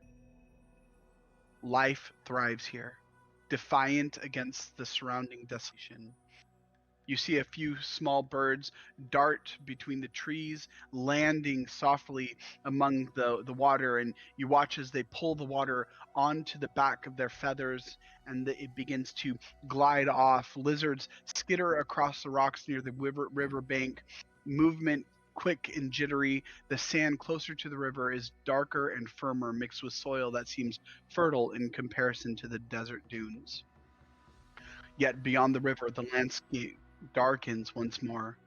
Farther ahead, the dunes rise higher, their edges sharper and more foreboding. The Great Anvil.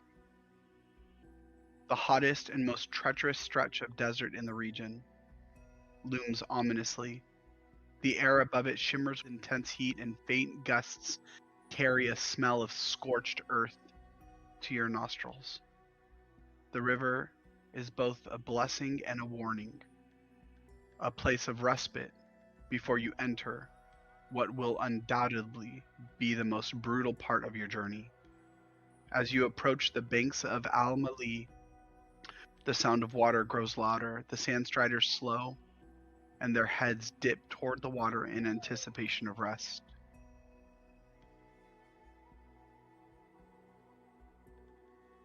The sun continues to bear down on you. However, the air here is cooler, and you find respite. And this, my friends, is where we will break. Until next time, with the dunes of the Great Anvil looming just beyond. You guys made it. Yay! Yay! We only just have, what, 3 people with a level of exhaustion, 1 person with 2 levels of exhaustion. Yep. And the hottest part ahead of us. And great. But- And it's Ren and I are 2 of the people, and we both have music sheets. Nighttime travel, and we follow the river. Nah. It's gonna be rough. We can guys. always change course and head down to the more forested areas.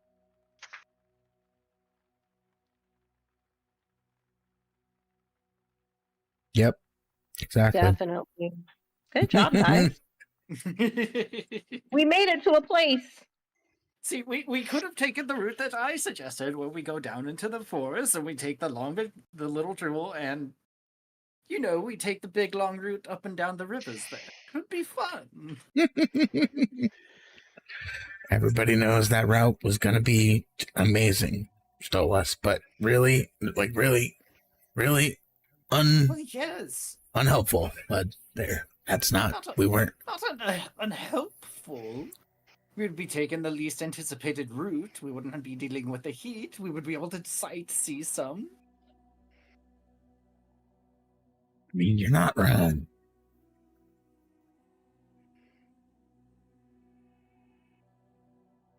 The heat, gives way to regret. And coffee just dehydrates you. And coffee just dehydrates you, too, so. Well, then don't eat my good berries in the morning. I made those special. They help me. I figured they would help you, but apparently someone is a little bit ungrateful. I wasn't saying that in character, but. Fine then, don't have any mind. More cups for me. Hey, you guys made it though. I'm proud of you. Normally it takes 4 sessions to get anywhere. Oh dear. Yeah. It could have. It could have. Mm-hmm. Camp is a dangerous place to be. Right. It's safe here. Let's just not go on any adventures. Well, no. Not that it's like safe or dangerous in that context, but like dangerous because of how the rope can just go and go and go. Mm-hmm. But it is good. It is. I'm probably miraging right now.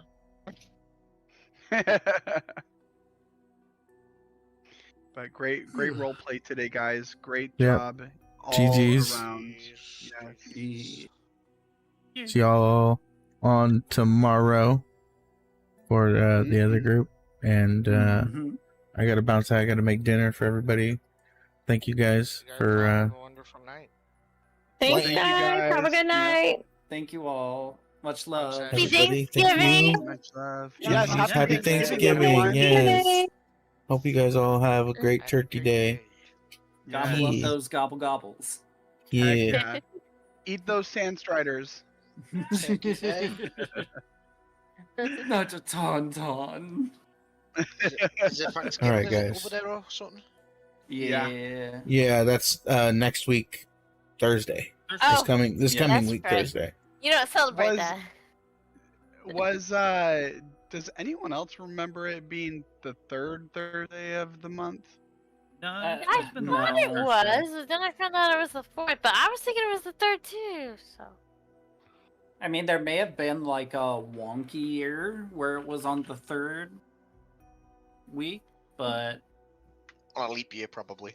yeah, Oh, or yeah. some like weird. it's so late in the thing. year this time. It's like we gotta start decorating for Christmas before, because if we don't, we'll be in December finally putting up the tree. It's like, Yeah, I thought that's why people did that sometimes. They put their Christmas decorations up on Thanksgiving because it's like, okay, now we can ring in Christmas. well, I don't know how you have time to do it on Thanksgiving because you're cooking on Thanksgiving. Well, yeah, the other people, not the people cooking. Usually, hopefully, you have enough family. You make them do it. Here, stop sitting around. Put the goddamn ornament on the tree. Stop eating the crackers. Gosh, get away from the buffalo dip. You've already had 4 spoonfuls. Save some for the rest of the guests. Get off the crackers. Dinner's almost done. Jeez. Zin. What? Zin's got some severe PTSD from this. I'm a snacker. I'm sorry. He was speaking from a place of deep pain. Yeah, right. What's your favorite Thanksgiving? Dude, mashed potatoes. Mashed potatoes for sure, man. I will hop off I though. love Much mashed love, guys. All right. I Much will love, say- everyone. I will say, if you got some good quality mashed potatoes with some good gravy, you use that as basically like a freaking topping for the turkey. Dude, heck yeah, man. You mix it together. Honestly, Oh my gosh. like as much as Thanksgiving dinner is great and all, it's really all about the day after, making a Thanksgiving day after day sandwich where you get just Yes. everything and you pile it into a sandwich and you put a little gravy on it, and it's just, that's the best. Dude. Well, I love. I'm gonna bounce. Later. All right, man. GG's. Bye, all. GG's. Good night. Good night. All Yeah, right. I love that. Yes. Oh, I can't wait. We're making Thanksgiving here, and then we're gonna go to families on the day of. So we're gonna do 2 Thanksgivings. That's gonna be great. That's what we're doing too. Wednesday night and then Thursday. Exactly. That's awesome, bro. Yeah.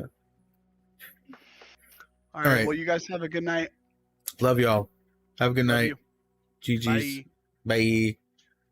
Don't forget to like, subscribe, hit the buttons and all those things. Thanks for being Heck here, yeah. guys, and everybody.